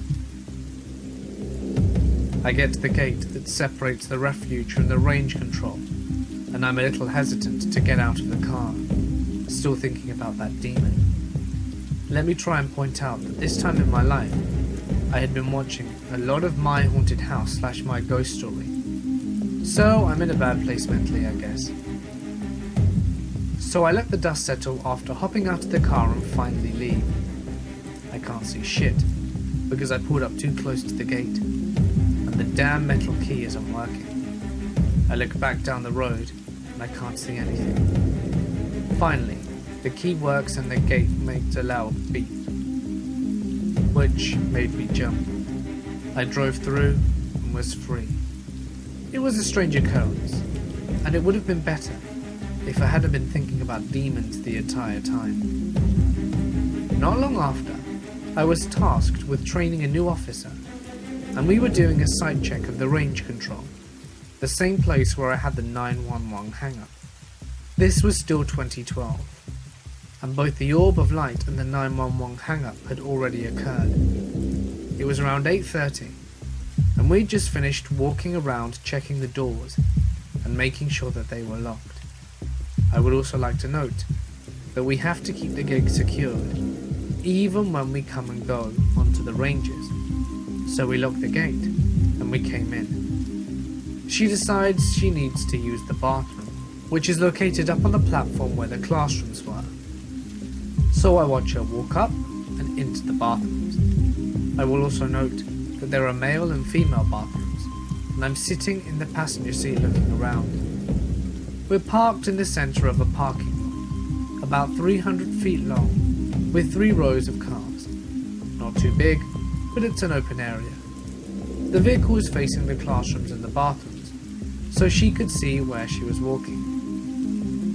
However, there are lights that were on the other side of the bathrooms themselves, as someone from earlier left it on before they secured the ranges at 4 PM. So I can also see onto the deck. As I'm sitting there waiting, I hear from the window behind me on the rear passenger window, tap tap tap, clear as day. It's no different than if you took your fingernail and tapped it on a pane of glass. I just stared straight ahead and pressed the car lock, but never turned around. I grabbed my phone and quickly texted my friend Bree, who was one of the friends who would go to the gravesite with me, and I told her what just happened. She laughed and told me to get out of there. And after a minute or two later, my officer in training exits the bathroom and starts speed walking to the car whilst I'm looking around. I unlock the door, and once she hits the pavement from the wooden ramp that leads into the parking lot, she gets in. Before I can even tell her what happened, she asks, "Did you go into the bathroom too?" And I told her no. She continues to ask me if I was walking around, and I told her that I was in the car the whole time. She told me to stop messing with her, as she knew I was there. I told her that I was in the car, and then she tells me that while she was there, she heard footsteps outside onto the wooden deck, and now she's freaked out. So I say, "Really? Well, let me tell you what I just dealt with," and explained about the freaky window tapping. We both agreed to get out of there as quickly as possible, so as we were driving off, we were talking about both incidences, and I start telling her about the 911 hang-up and the ball of light as we were leaving. We talk about this until our next stop, at a small airport that we have equipment at. The drive is probably close to 10 minutes away. The airfield is actually across from the woods that Site D Cemetery is located in by a good distance. So we pull over after our check, and we're talking about what happens. She takes her phone out, and she shows me an article on a ghost story that she was reading earlier in the week. Once we're finished, we were going to drive off. but noticed that the headlights were on. She swears she never turned them off, but I can't confirm this. 3 years later, our in-service sucks, but we have to meet at the ranges at 7 AM on one of the days. I live an hour away from work, and I don't feel like waking up any earlier than I have to, because the day before, we didn't get off until 10 PM, so I decide to just sleep at work and make it interesting. I decide to sleep at the ranges, because I just want to say that I did it.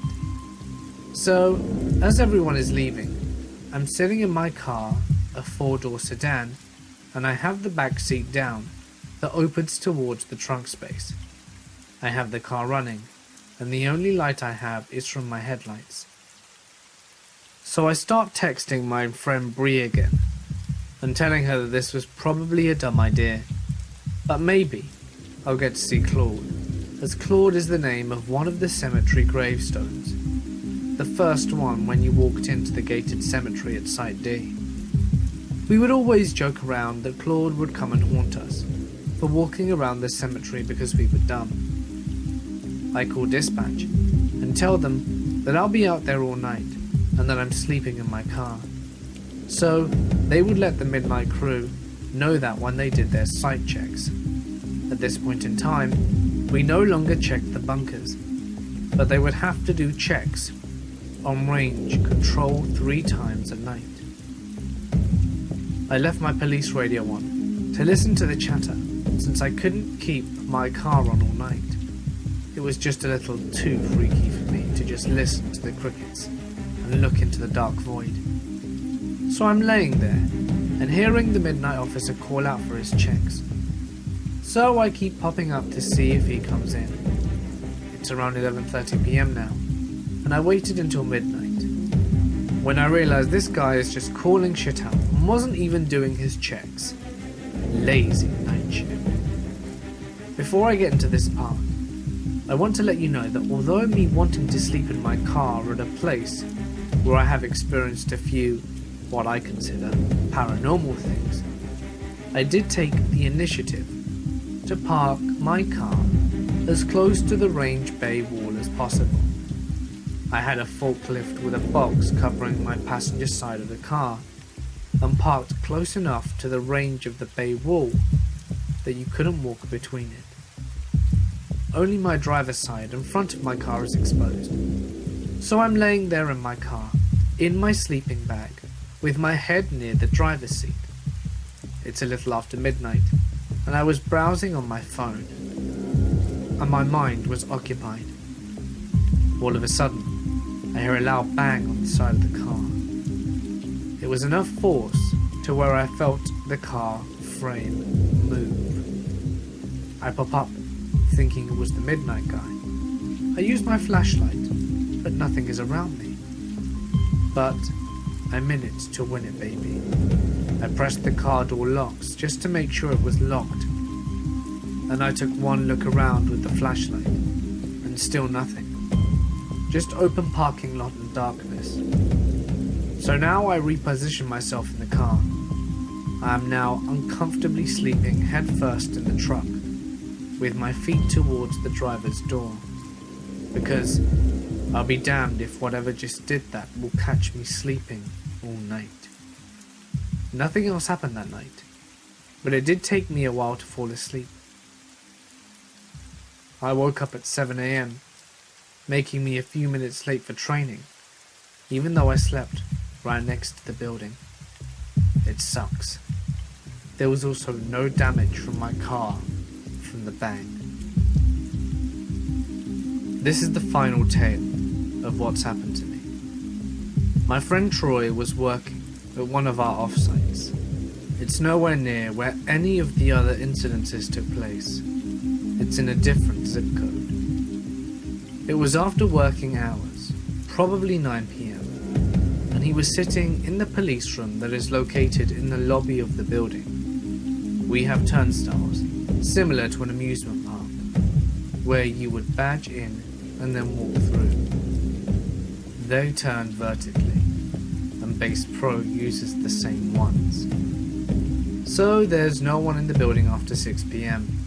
He's watching TV waiting for his relief at 9:30 when he hears bleep, the sound the turnstile makes when you swipe your badge to leave. He jumps up and looks out into the lobby. The door is right next to the area. You could just lean over and look, and sees the turnstile cycle through, watching the metal bars physically turn clockwise as if someone was walking through, but insists that no one was there.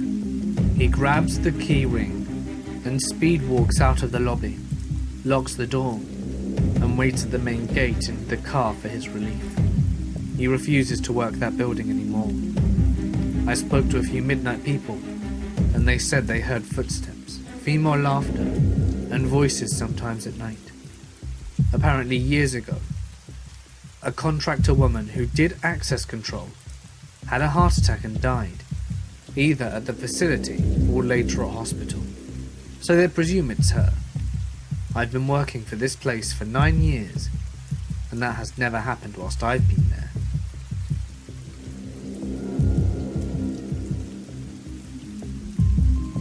Thank you for listening. If you enjoyed this video, subscribe to my channel so you don't miss the next one. Also, if you enjoy my narration style, please be sure to visit my cousin's channel, We Shouldn't Be Here, as his narration style is similar to mine. Until next time.